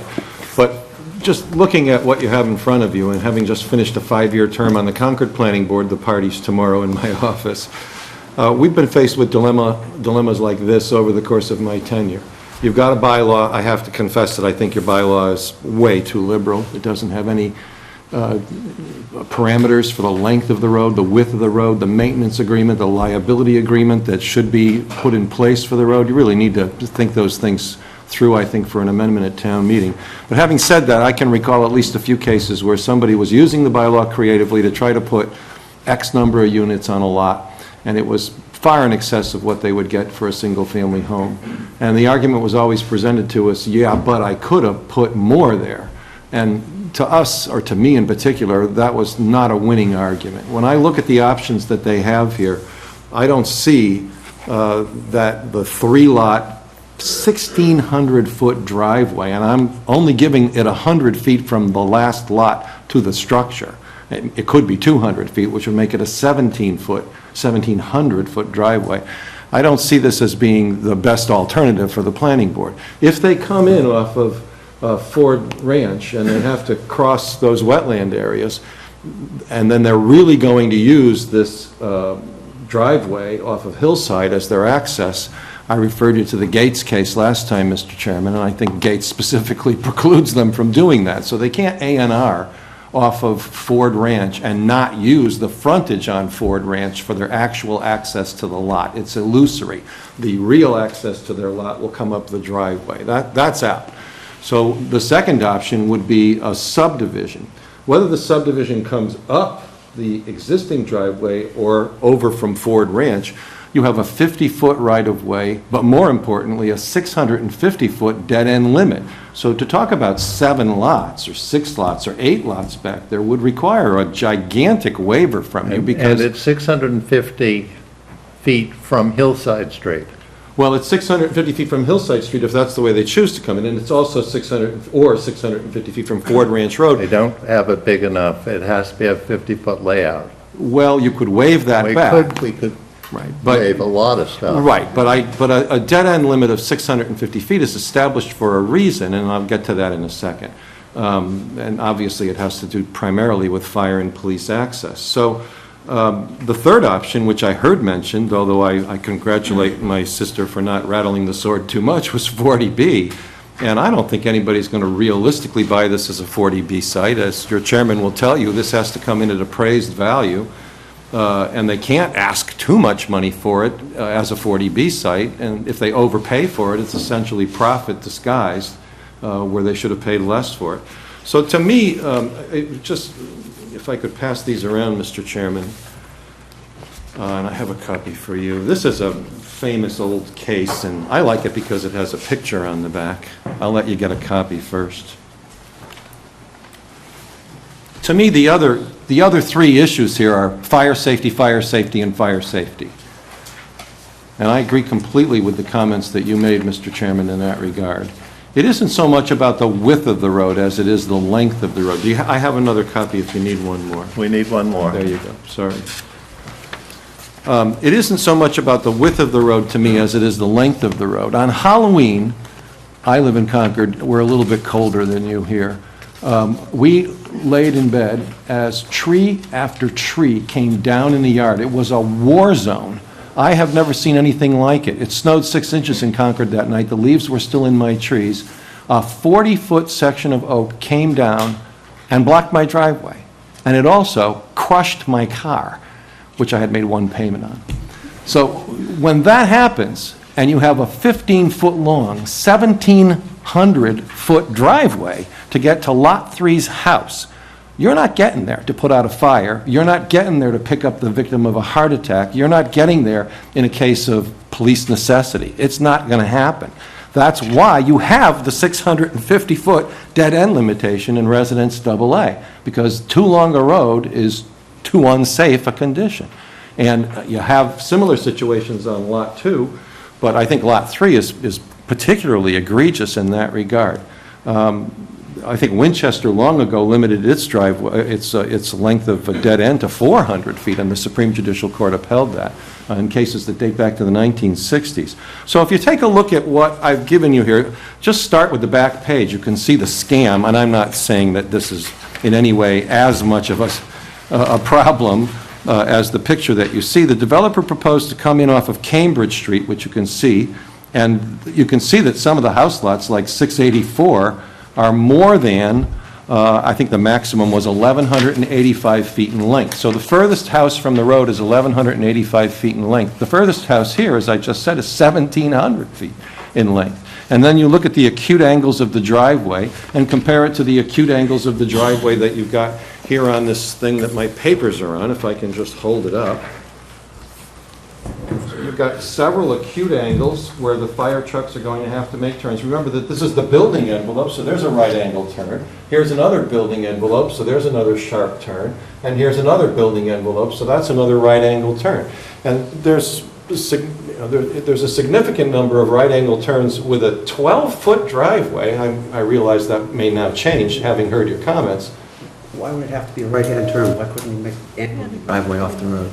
You can do whatever you want, but the bottom line is that if there's a structural fire on lot 1, 2, or 3... No, but I'm just to the question of why you're insisting it has to be a right-hand turn into the driveway. I would assume people would want to construct the shortest driveway, but you're right, it may be an I angled mean, driveway. some of these driveways that exist on the road right now, very few of them come off at a perpendicular angle. It's possible, and if the driveway came off on that kind of an angle instead, assuming the truck would come back the same angle, instead of having to make that kind of a hairpin turn, it might not be a right angle, but it's still an acute angle in the middle of the woods. I don't know how you do that with a fire truck. There are two kinds of fire chiefs, those who say, I can get my truck anywhere, and it seems like that's what you have. And there are other fire chiefs who are very much more conscious of long dead ends and narrow ways in order to get the truck in there. I would argue that it's a very difficult situation to see this as being safe back up in here. And if you look at the picture that I provided you in the Gifford case, it doesn't look that different to me. A fire truck is 11 or 12 feet wide from mirror to mirror. If it's a ladder truck, it's at the bigger end. And a ladder truck is generally called out if there's a structural fire. And it wants to get to the roof. It wants to get a hole in the roof to vent the fire. If there's a kitchen fire, they're going to put it out with an extinguisher. But on a significant fire, a structural fire, you have to get a truck from here, 1,700 feet back here. And you have to hope it's not during a Halloween snowstorm, or Hurricane Irene, or any other weather event, which we have here fairly routinely. Because if it's going to be blocked, it's not going to get back there.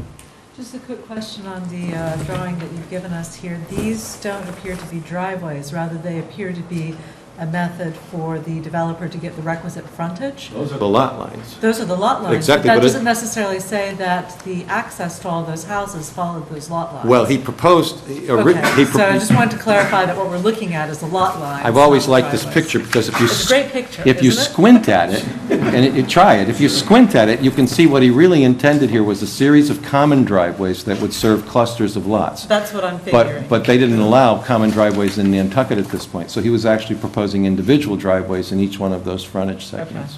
There's 75... But what we're looking at are the lot lines, not the Yes, driveways. right, Okay. and but the lot lines themselves are only 12 feet wide in some places. Must have been some interesting proposals for the driveways. Well, it was denied. Of course. Have you investigated, when you said a dead end off a Ford Ranch Road, the 650-foot limit, have you investigated the fact that it doesn't necessarily have to be a dead end? I don't know how it would be a through road. It doesn't necessarily have to be a true road. Could it make a loop? Is it development? Yeah. That would be prohibitively No, expensive to build the two rules and bridges. regulations No say when two you have a bridges. loop, you go to the outermost part of the loop and measure from there. Yeah, for them to do a The loop, loop doesn't work. they'd have to Okay. horseshoe it back with another bridge, and that would be prohibitively expensive, I would think.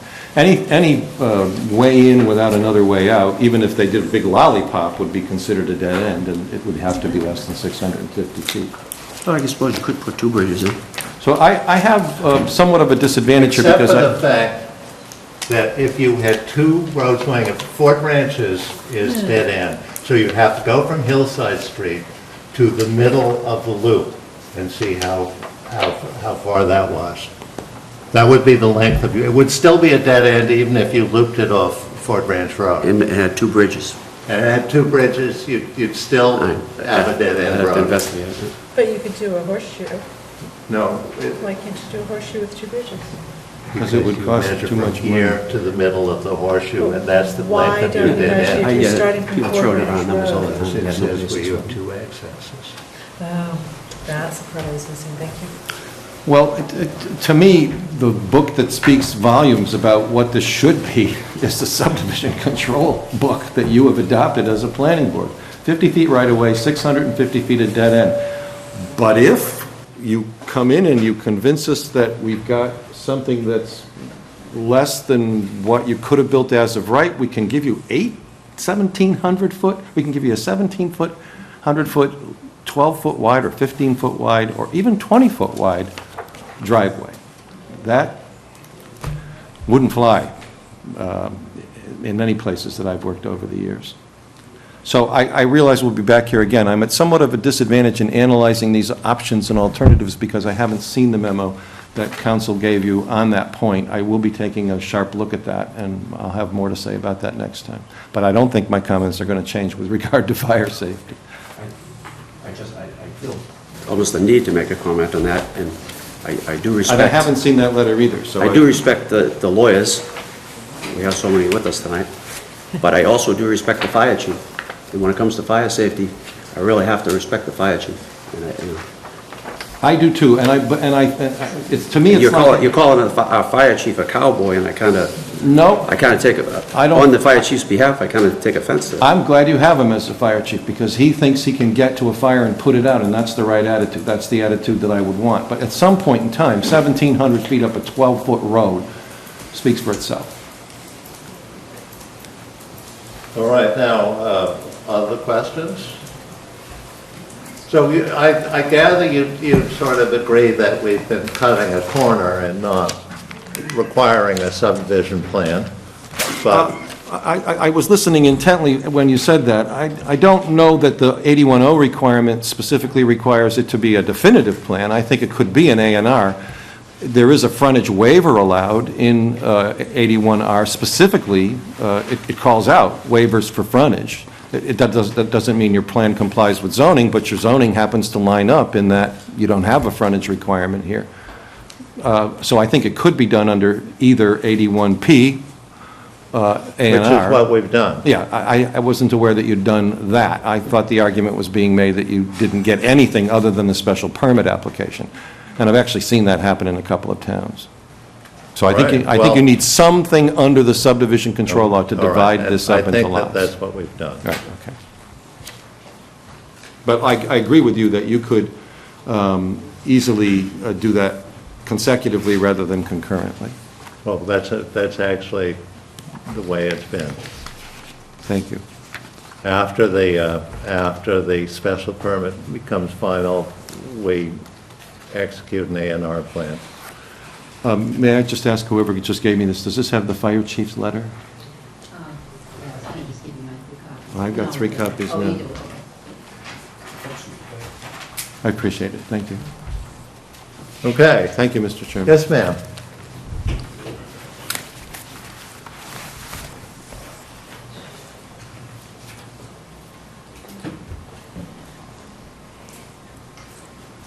Ann Thompson, I'm not a lawyer. Former resident of 151 Hillside Street, where the Corlises live now.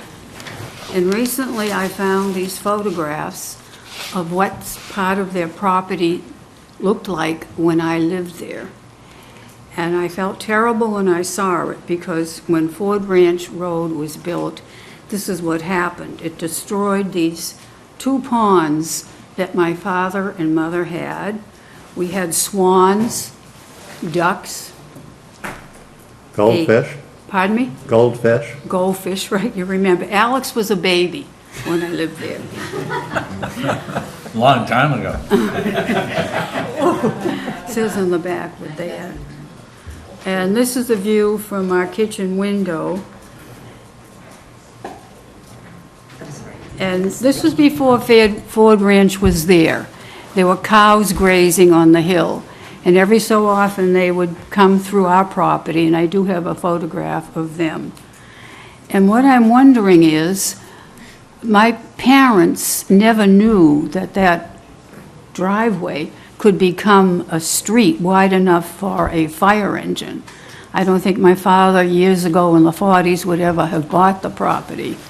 But what I'm wondering, wasn't it the realtor's responsibility to let the buyers on the lane know that it could possibly be developed into a road someday? I don't know.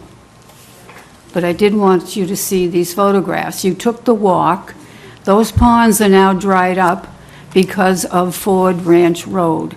So I would prefer, and my family tour in Maryland, they've already come up and drove up the driveway with their happy memories, and thought perhaps the better entrance would be through Ford Branch Road, since it's already done damage to some of the property, especially the Corliss property.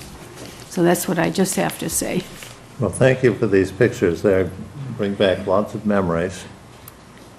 We'll get them back to Ann, so don't Okay. worry. Thank you. All right. Bearing in mind that we're going to continue the hearing, who else would like to be heard? Just a couple of points. I'll stay in here if I may. Or no, come up, because of the viewing audience wants to see you up close. Forgot about the TV land out there. We didn't talk about the slope. Oh, we're down in the woods, that's true, but it is a straight shot to my mother's house. But from then on, all hell breaks loose. You gotta go down that hill. I told you about the water, that's where it goes. And if you try to get fire equipment down there, you're out of luck, especially in the wintertime. We already have a private hydrant. It doesn't work. The next one will be another private hydrant. And how long will that be before it doesn't work? I don't know. We won't have an arrangement for maintenance, at least it won't be a common arrangement.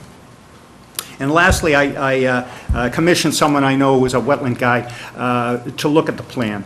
And he came up with 1105 dry acres from the 15 and a quarter gross acreage.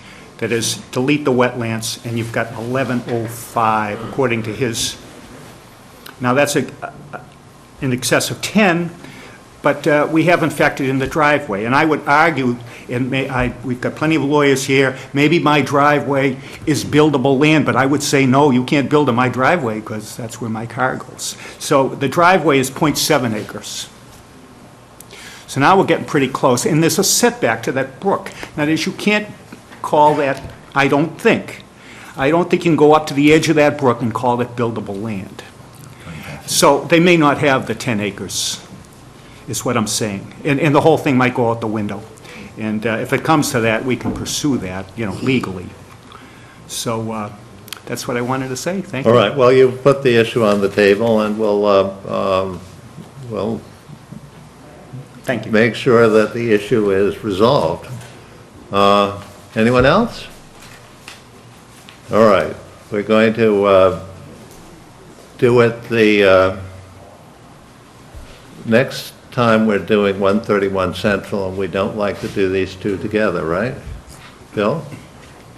You have 635, you have a scenic road. 645, you have 131 Elliott. You also have 3650 Elliott Street, the Milton Hill project, and you have the open space developments.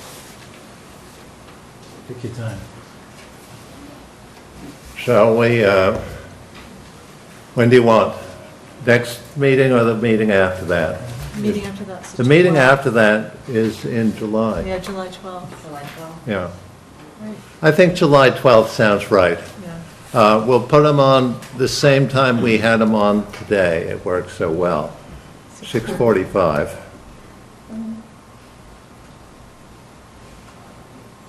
And, all right, I hope that we get some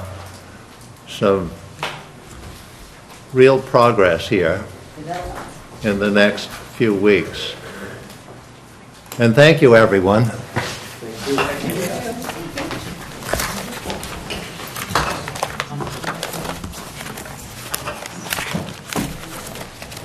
Now, I seem to have mismade my agenda. I'm going to look at my scribbled one. We had to open and continue this one. Okay, 36 to 50 Elliott Street.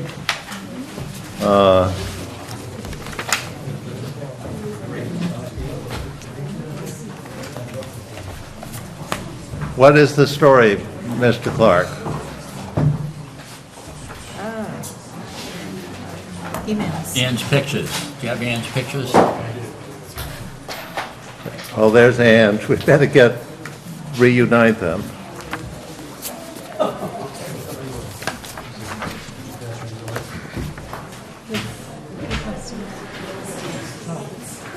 Mr. Clark sent me a notice today firm's request on behalf of the Sullivans that tonight's hearing on the application of site plan approval for the properties at 3650 Elliott Street be continued until June 28th. The reasons for the request are several as follows.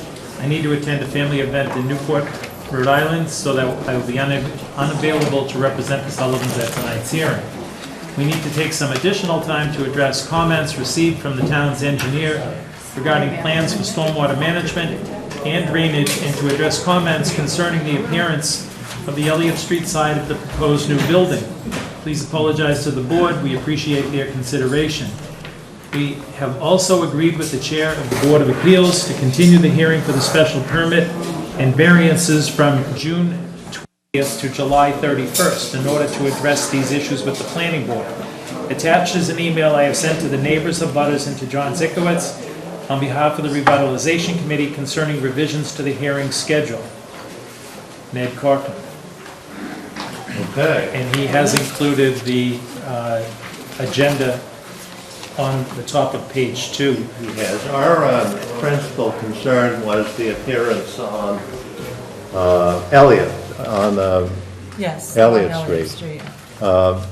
We were thinking that it sort of, rather than presented the forward-looking, Right, it didn't, it looked as though the back of the building was on the main right, street rather than. which it is, Yes, but we don't want it to look that way. yeah, And we think that the building probably can't be moved, so that we would have a rigorous revegetate provision in the site plan approval. As the stuff dies, they've got to replace it. right. Maintain an attractive appearance. Exactly. So what do you think? Shall we continue this as requested? I think that's reasonable, especially since they're planning to address the very issue that we have a major concern over, so. All right. So when did we continue this to next time, Bill? You're going to tell me right now. Well, I'm looking at his schedule, and he's actually suggesting Next the time? next time, yeah. When can we do it the next time? Leaving, what do we have? We got 1:31, let's give them an hour and a quarter. So you want to go 8 o'clock? 8 o'clock, yeah. That works.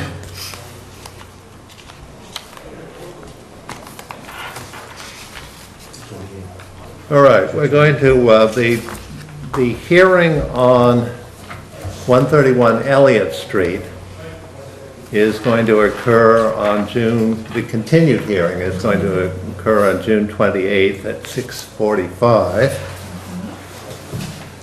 And we're now going to hear about assisted living and zoning and assisted living project. And I've had some ideas.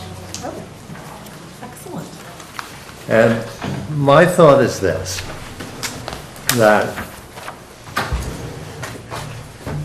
what's missing here, I mean, this is a private for-profit development, and I raised the question at one point, why should we go around zoning private for-profit developments without any particular benefit to the town other than increased taxes? And it did seem to me that a substantial public benefit might be a nice thing to require, that they come up with a public benefit quite apart from the fact that they're providing assisted living for the residents. And then we would zone this building on that site with the requirement that there be a significant public benefit coming out of the development application. And we could limit the applicability by requiring that the facility be on a state highway with access from a signaled intersection. Okay. Because Reed Street, and that would, the selectmen would then have to give them a right. But the signaled intersection would make sense. It's right, it's a straight shot to the hospital. We'd also have a provision that it be within X number of feet of a medical facility, and I think that should do it. Do you have suggestions for the type of significant public benefit? I was Or the going to, range. I mean, this is something I thought about today, and Mr. Clark has already figured out what the significant benefit's going to be, yes. No, did you just say put a light? It has to be the Reed Street intersection. There's a signal there. I was gonna say, you've already got your light on Reed Street. Well, I understand that, and they'd be, their driveway would go down to the dump access road and then use that traffic light. But I mean, with these specifications, then we would say the building has to be however many units. I mean, we would zone their Right. building. Add a few more design guidelines in there. And we would add, well, we would, in advance of zoning it, we would take their picture and decide what we think. And looking at their picture, I'm not there yet. You think there's perhaps some room for improvement? I think so. So that's, with those few thoughts, let's hear from the applicant, unless the board has a few additional thoughts. Chairman, Yes. I'd just like to say this. I've been handed this section, which is, the nearest road I can see is Town of Milton Access Road. On the right-hand side, though, they make reference to assessors plans. If they were really courteous to us, they could have given us an assessor's plan showing this lot in relation to the state highway and so forth. Please, give us a locus plan from now on. Those are the plans right there, so I have to get a copy of those and just color them what you're talking about. This is insufficient grossly. Thank you. I actually agree that a locus plan would have been helpful. We all know where the property is, but it would have been helpful to have a locus plan on this. And a sense of how the site relates to the neighbors as well as to the state highway. But, you know, you're going to have to sell this to the neighbors. I mean, if the neighbors say it's spinach and I don't want any, it's going to be a problem. So you really want to, and of course your significant public benefit is going to help with the neighbors, especially if it's something which will be attractive for them. And we're going to think about that. But, you know, giving the town meeting zoning, if you don't have support in your locus, and you were here, weren't you, for the Elliott Street? Yes. And you can see that they did their due diligence. Sure. And what I can say about that after an initial meeting with the neighbors was, to your point about the public benefit, was they were excited about the prospect of the horse farm not being there. They were looking at this project as a benefit in that regard. You know, I don't know, I'm not sure if that's what you were thinking about. No, that was, just eliminating the horse farm isn't But they brought that enough. up to me, and not the other way around, which I thought was interesting, so. Well, that's good. I mean, that, we really do want this thing to be supported by the neighborhood. Because if you don't have neighborhood support, I don't see that you could I agree. get anywhere. And I think that, You should say too that this plan is not the proposed building, this is one that's been built. it's just one, yeah. But I I understand that. It's just helpful to know what the possibilities are. I do think that we would, my current idea is that we zone a building and that and that the town meeting would zone the building. We've done that before, and the town meeting likes to know what they're getting. So I would suggest that I guess I'd ask the board, does this approach this seem sensible? What approach? The approach of just zoning this lot for assisted living, rather than trying to do a zoning that will cover across from the hospital and then, I think as an initial approach, that could work out quite well. We're introducing essentially a new use into the town, setting up a zoning such that we're not quite sure where in town it might end up being applicable.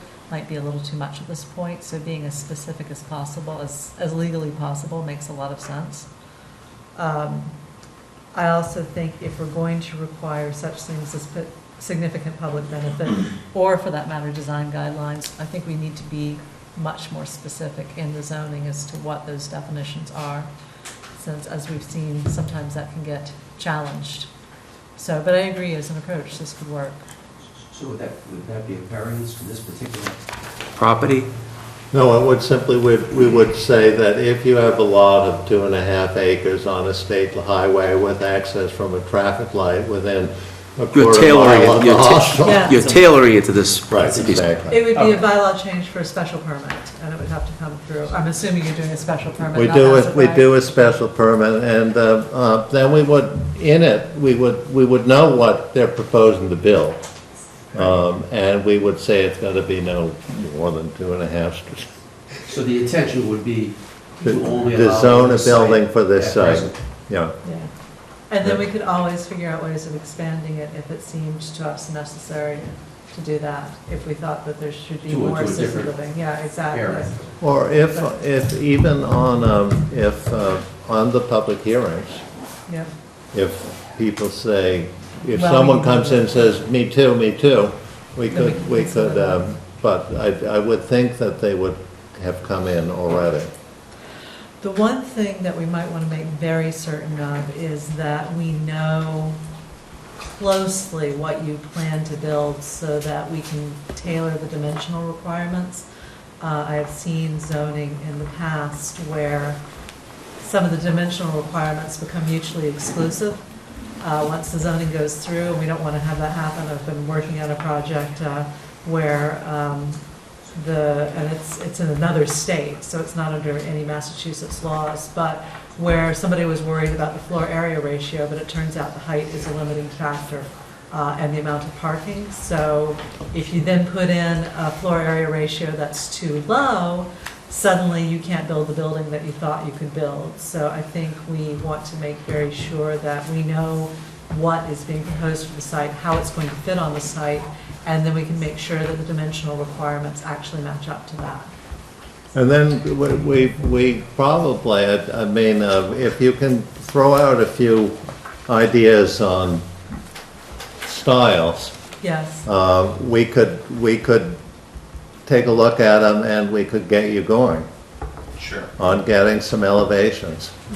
Yeah, that sounds good. I was talking to my boss before I came today about having our architect work up elevations and more specific things.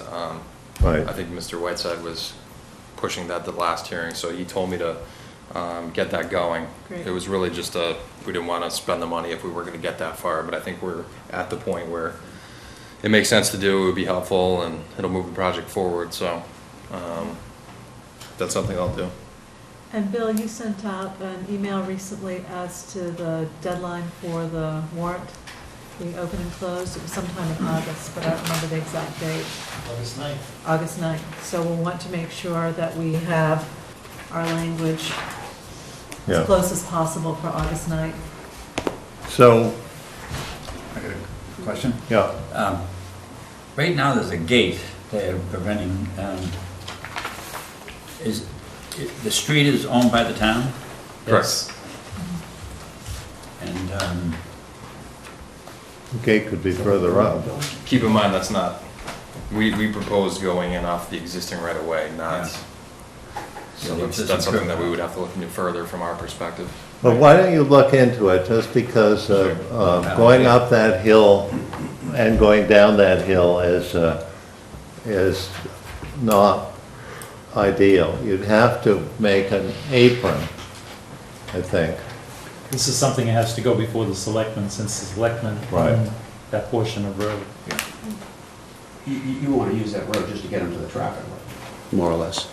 Well, no, to get them off their hill. They're up on top of the hill, and we don't want them using the current access because it's, There's a hill on the Straight access. down, road. yeah. Exactly. I would assume there'd be more traffic coming out of this development than the horse farm. I think so. So, Almost so I think, point being, I think you getting them to a traffic signal or getting a traffic signal there is a significant point once they start doing a, Well, the Trip traffic study. signal is there. right, Yeah, since it's already which puts there. them back to the access road. Right, Yeah. exactly. Let me ask you another question. Earlier, I didn't seem to be positive on the legalese, but now I'm going to ask one. And it has nothing probably to do with these gentlemen necessarily, but the approach that we're taking here. To tailor something that specific to what they're about to do, Is that qualifying the spot zoning. No, maybe that is the term for the question I'm going to ask. Okay, what's the question? Doesn't that open itself up to some litigation from someone in the future to say, well, Look. you're excluding me and you did somebody else just because you tailored it exactly to what they wanted?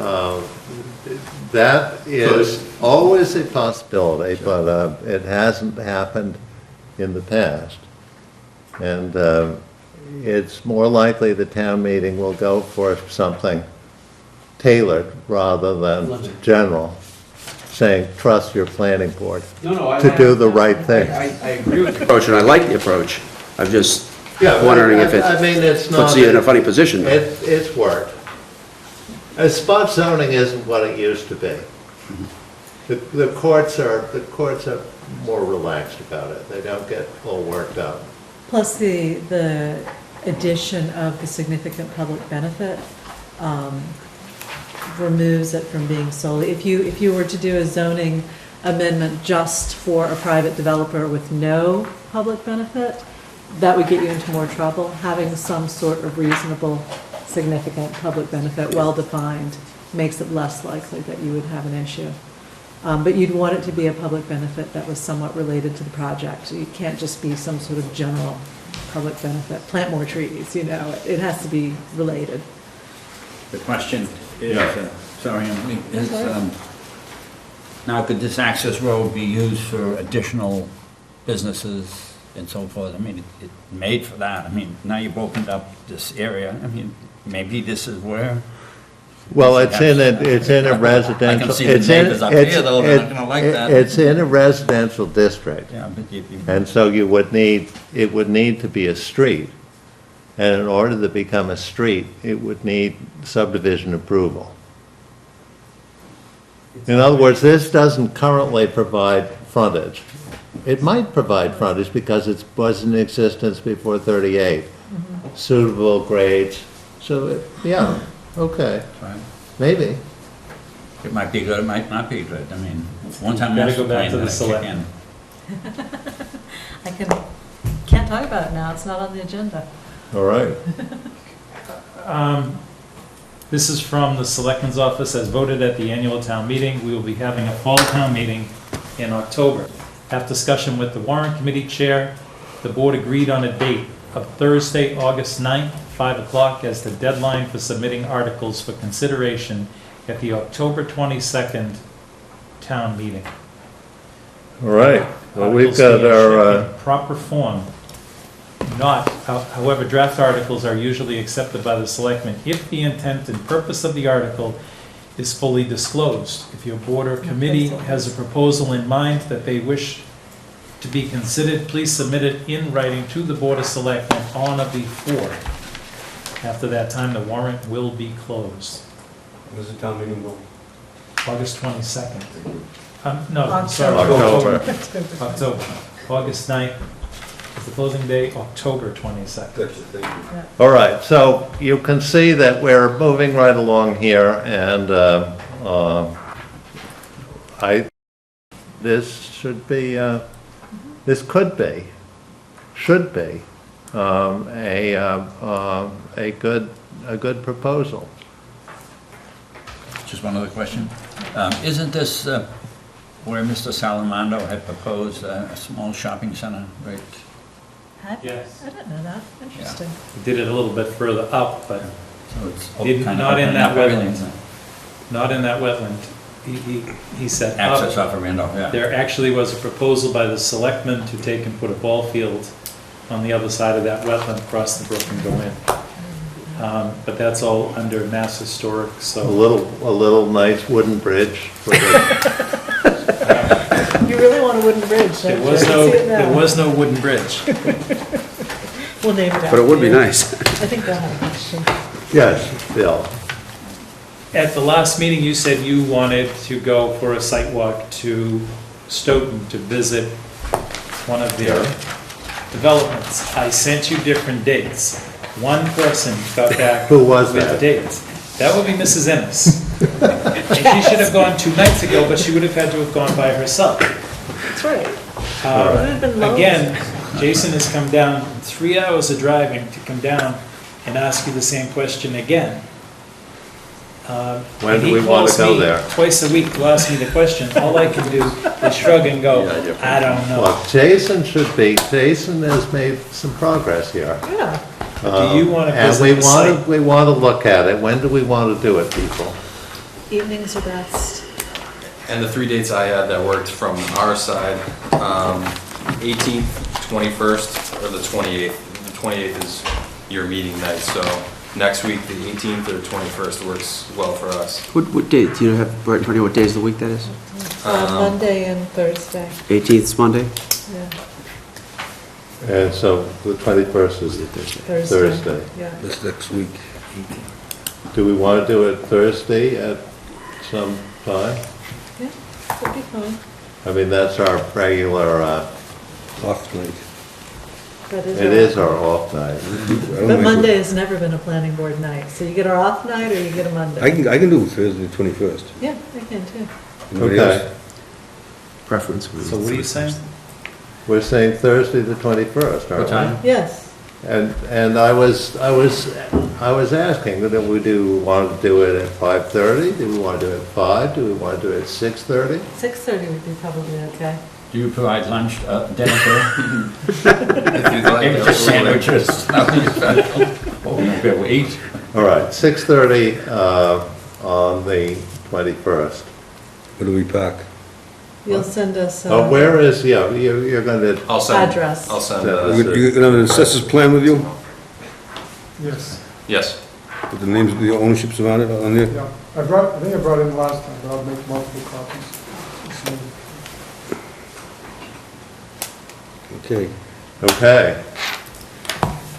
Sounds good. Anything else? Just to go over the locust map, I'm gonna bring in elevations next time, and then you mentioned, Yeah, As far as have a real, you show us where all the houses are and surrounding this and how they get to where they're going and a In real addition- locus. in addition to the rendering I've already provided, what else would be helpful to you as This- far as moving the design standards Well, along? you said that you were going to, I don't like this particular design. I can, if you could give us a few types of architecture that you are comfortable with, it would be better, wouldn't it? You're not allowed to say you don't like the design, you're supposed to say it's unsuccessful. Oh, this is an unsuccessful design. I can take it, it's okay. Let's cut to the chase.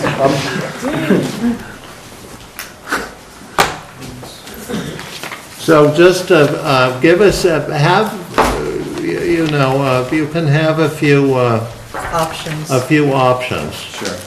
Put some options together. You know the number of residents you're looking for here? 79. You know the parking requirements, I believe we're looking for height.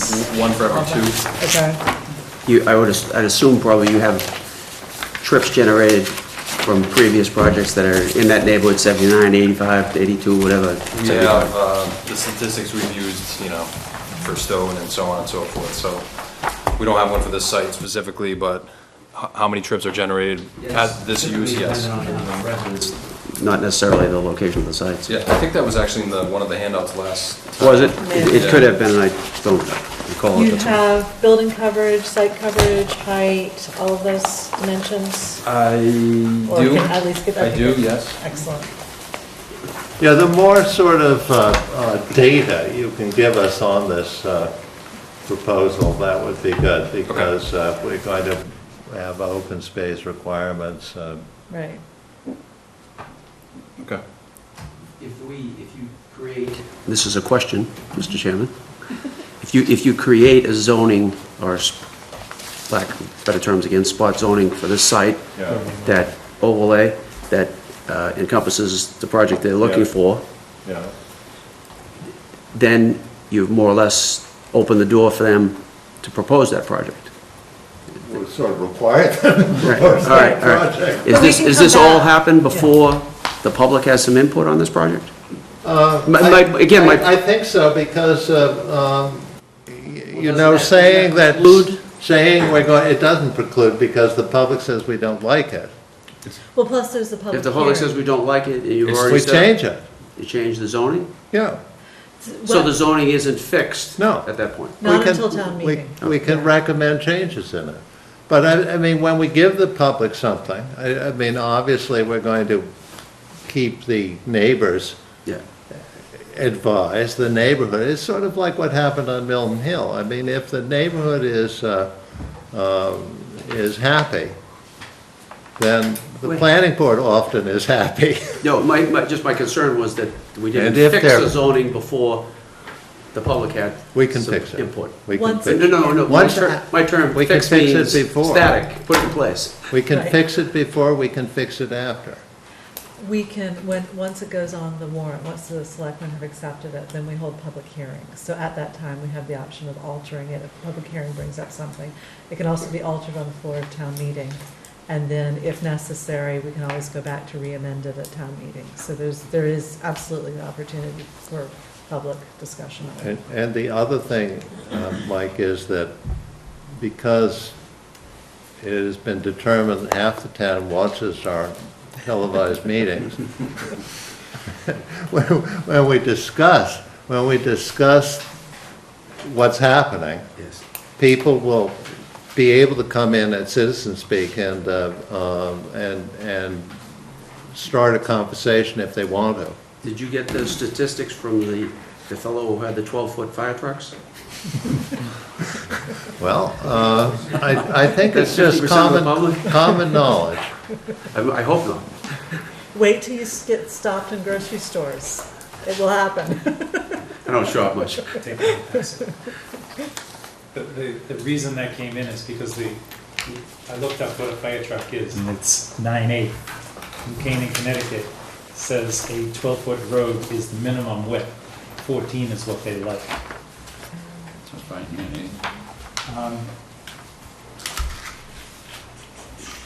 Does that look a little more acceptable, or? Yeah, I think that you're doing better. It's getting there. That's how you call it. You're doing, and you see, that took you no time at all. It's the same We work building in very two-story, fast, you just yes. think it's because it's in color. All right, All right. so it's continued till, Well, it's not a hearing, but yes, when do you want to come back and talk to us? You're going to meet with them. Well, yeah, but after that, when do they want to come and talk to us? It's 28th or 16th of July. I can probably have what I need for the next meeting. I know you're busy every meeting, but well, no, but it would probably, let's do the 28th, and it seems to me we can, it isn't going to be, we really want to get a feeling for a architectural Right. design type. 28th looks good then. And the 28th, when can we do it, Bill? Can we do it early? Midnight. midnight. This is old business, so it goes under, So we can do it whenever they're in. We could, fit it in. if whenever we could fit it in, I exactly. do have something else that's on your agenda, and that is 683, 685 Brush Hill Road is coming in for a preliminary subdivision. Yeah, And they would like to start that preliminary on the 28th. There is no posting, there's no notice to the abutters on a preliminary subdivision. I understand, but we generally give them. So notify Tim Kernan. He's already been talking to Mr. Kernan.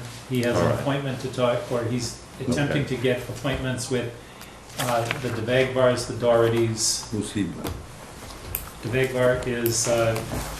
Who's the? Who's the he? the guy's name is Jerry Rankin, and he's being represented by Ned Corcoran. Okay. Well, make sure that the neighbors understand that. Fine. Yep. There, on that next meeting, which will be July 12th, Yeah. Mr. Bosworth expects to have his application here. So he's looking for a definitive subdivision, and Well, an 81Y. A definitive 81Y. that looks like it's 8:30. Okay. After, We had a busy summer. did we have an 8 something?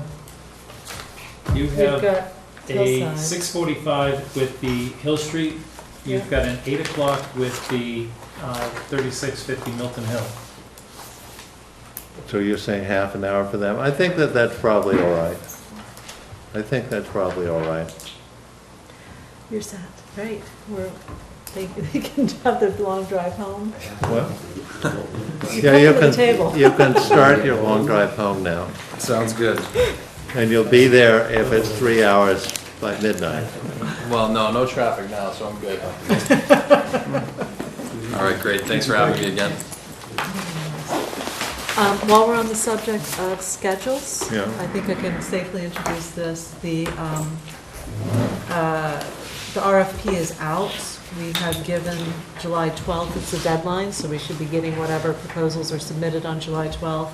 We're holding July 26th for potential interviews if we choose to do a short list, or to just simply choose, depending on how many we have. So just to let you know those dates. Okay, I thought I liked the appearance of the RFP, Thank you.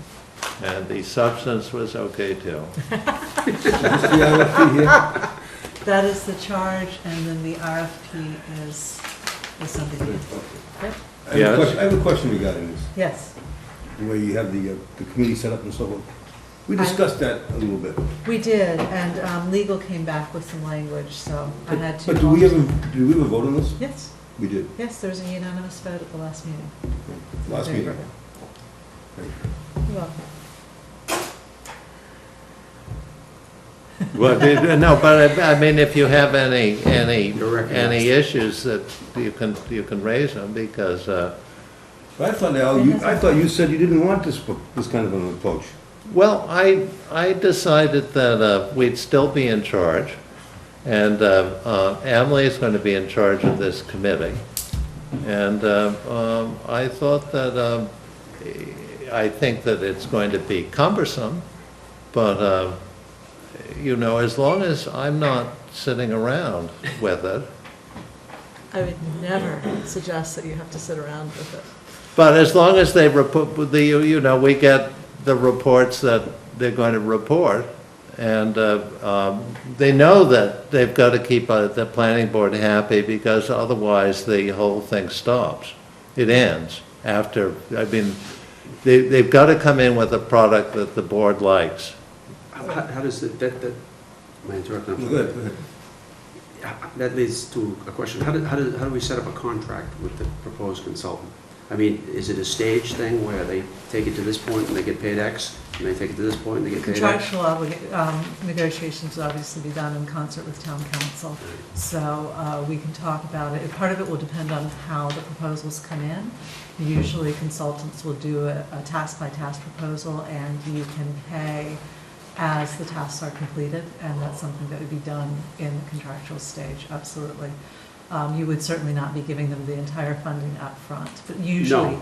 usually I it's wouldn't even want to contract with them. Exactly, usually, for the 25,000, the contract would be for 25,000, that's put in there, that's the fee, but it's only paid at stages. You usually have the right, if they're not performing, you Just can. not going the direction you You want. usually put a clause in there that says that if the consultant is failing to meet the required tasks on the required schedule, that you can cancel the contract.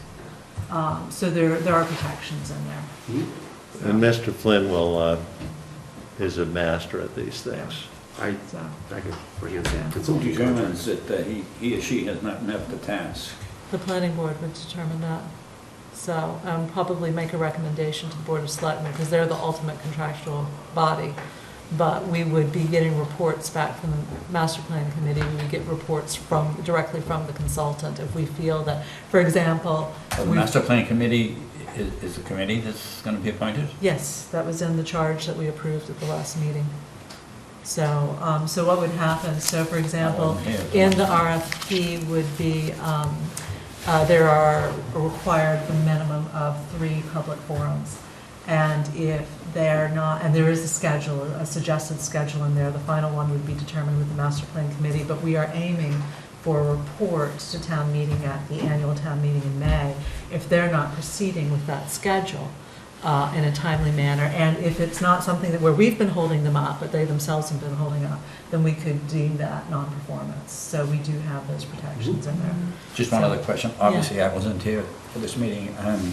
Who appoints the committee? The planning board does. The planning board. Yep, we will be advertising the master plan charge. We've asked for everybody to get their requests to be on it by July 6th, I believe. Is that what Yes. we're doing? So. If you want to serve on the committee. If you want to serve on the committee. 1 o'clock, July 6th. 1 o'clock on July 6th. I thought what might work well is for Bill and myself to take a first crack at them and then present the names to the planning board. We can do it one of 2 ways. You can look at all the names. We're appointing 5 citizens, geographically dispersed. We've also got 5, including the planning board member, from other committees. So those committees will pick them. So the Board of Selectmen picks 1, the school committee picks 1, warrant committee picks 1, and Milton Chamber of Commerce picks 1. And then 5 at large. And so we can Bill and I can either shortlist it or present you all the names that respond. However, We'll probably want to- we'll do all the names. okay, so all the names works. And then the idea is to look for diversity of experience and geographic diversity, because we're trying to look at the town as a whole. So we may want to consider where the members of the other boards are from. I mean, 10 is actually 1 from each precinct, but we can look and see how we want to do that once we see who's responded. I'm hoping there'll be some interest. There has been in the past. There's been a lot of interest to be on the master plan committee. How is this being put out to the public? A couple of different ways. Or Bill has sent it, or is about to send it to the papers. We're going to put it on cable. There's a public notice blast that the town does. We're going to put it on that. See how we're getting from the responses to see if we need to publicize it any other way. So The committee meetings are public? the committee meetings should be public, absolutely. Would the meetings be televised? We could look into that. So it depends on the budget. It does cost money to televise the meetings, but they're absolutely public meetings. So, and the committee can then decide on the format as to how they want to take input. Don't forget also, there'll be a minimum of 3 public forums. And in the RFP, we've put in a requirement for the possibility of either smaller meetings by the consultant or interviews with stakeholders by the It would consultant. be nice to see a minimum set. In other words, a minimum of X number of people apply. Don't know It that would we be can sad do- to have 6 people apply and say, well, we're going to pick 5 from those 6. Right. I don't know that we can do a minimum because it's up to the individual as to whether True. or not they want to apply. Right. But I do know that there's been significant interest in the past. I'm hoping that good. has continued and that people are still willing to be a member of the committee. So that's probably beyond the schedule requirements that I wanted All to right, discuss. well, this is, But I'm happy to talk. Maybe actually, Bill, we should put it, and Jean, we should put this as an agenda item for every single meeting, and that way if something comes up, I'd be able to respond to it. Right, and I think that we should have an agenda item for every meeting, because we don't want to forget that this is Definitely, out there. Yeah, once it starts moving, my guess is what's going to happen is we'll choose either on the 28th, or if we decide to interview, we'll interview on the 28th and choose at our next meeting. Again, it just depends on how many respondents. A couple of months for them to work through the various documents, and then we'll be starting in the fall with the public forums. It's going to move pretty quickly after that, because the schedule's quite tight in order to make the May town meeting for a report, so. Can I put that under administrative items on your agenda? Don't see why not. You Right under can, but director's report. administrative items, master plan. Yeah. I mean, the more specific we can be. I think that, I have approval of past minutes, future meetings, and then C would be master plan update. that's fine, That works. that's fine. That means I have to be on my toes and have something for you every week. Well, you can see Bill has given us a fine example with his town planners report. That's true. And you can I'll compile interesting facts. seek and to live up to figures those for- high standards. Bill, did you have something to say before we move to adjourn? I do on your 28th agenda, just to go over them again. 28th is 6:35, you have a scenic road, 6:45 is Hendry's, 8 o'clock would be Milton Hill. You have assisted living, and you have the preliminary subdivision.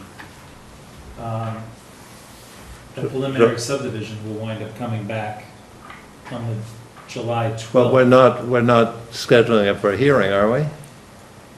We're just We're going to discuss the preliminary subdivision. We'll discuss whether or not we feel that we should have a hearing. So we'll discuss it. Sometimes when the preliminary subdivision is controversial and we know that we'd like to get public comment sooner rather than later, we do schedule public hearings on preliminary subdivisions. Where is this preliminary subdivision? 683, 685 Brush Hill Road, where we spent, We've been there before. we've We spent have been there before, haven't we? countless hours on this. I see that someone, I think the doctor has moved into his house there. I was by there today. Well, that will be a change to the last, it'll be interesting to see what the new subdivision proposal is. Yeah. So this was last summer? Yeah, it was last summer. We were ready to go in June, Mike, and the developer kept postponing and eventually pulled out in September. So it'll be interesting to revisit it. Yeah, it was too bad because admittedly, it was a fairly rigorous proposal, but, you know, if he'd pushed back, he could have eliminated some of the rigor. But he didn't, he just withdrew it. Oh, well, new plan. I thought the PNS ran out. It was, I think the PNS ran out in October, so it was right before the PNS ran out. And I think there were some other considerations going on too, but at any rate, a new slate. Mr. Chairman, Yes, I move we adjourn. all right, Time's passage slow. all in favor? We're adjourned. Doesn't get any easier, does it? Really? Never gets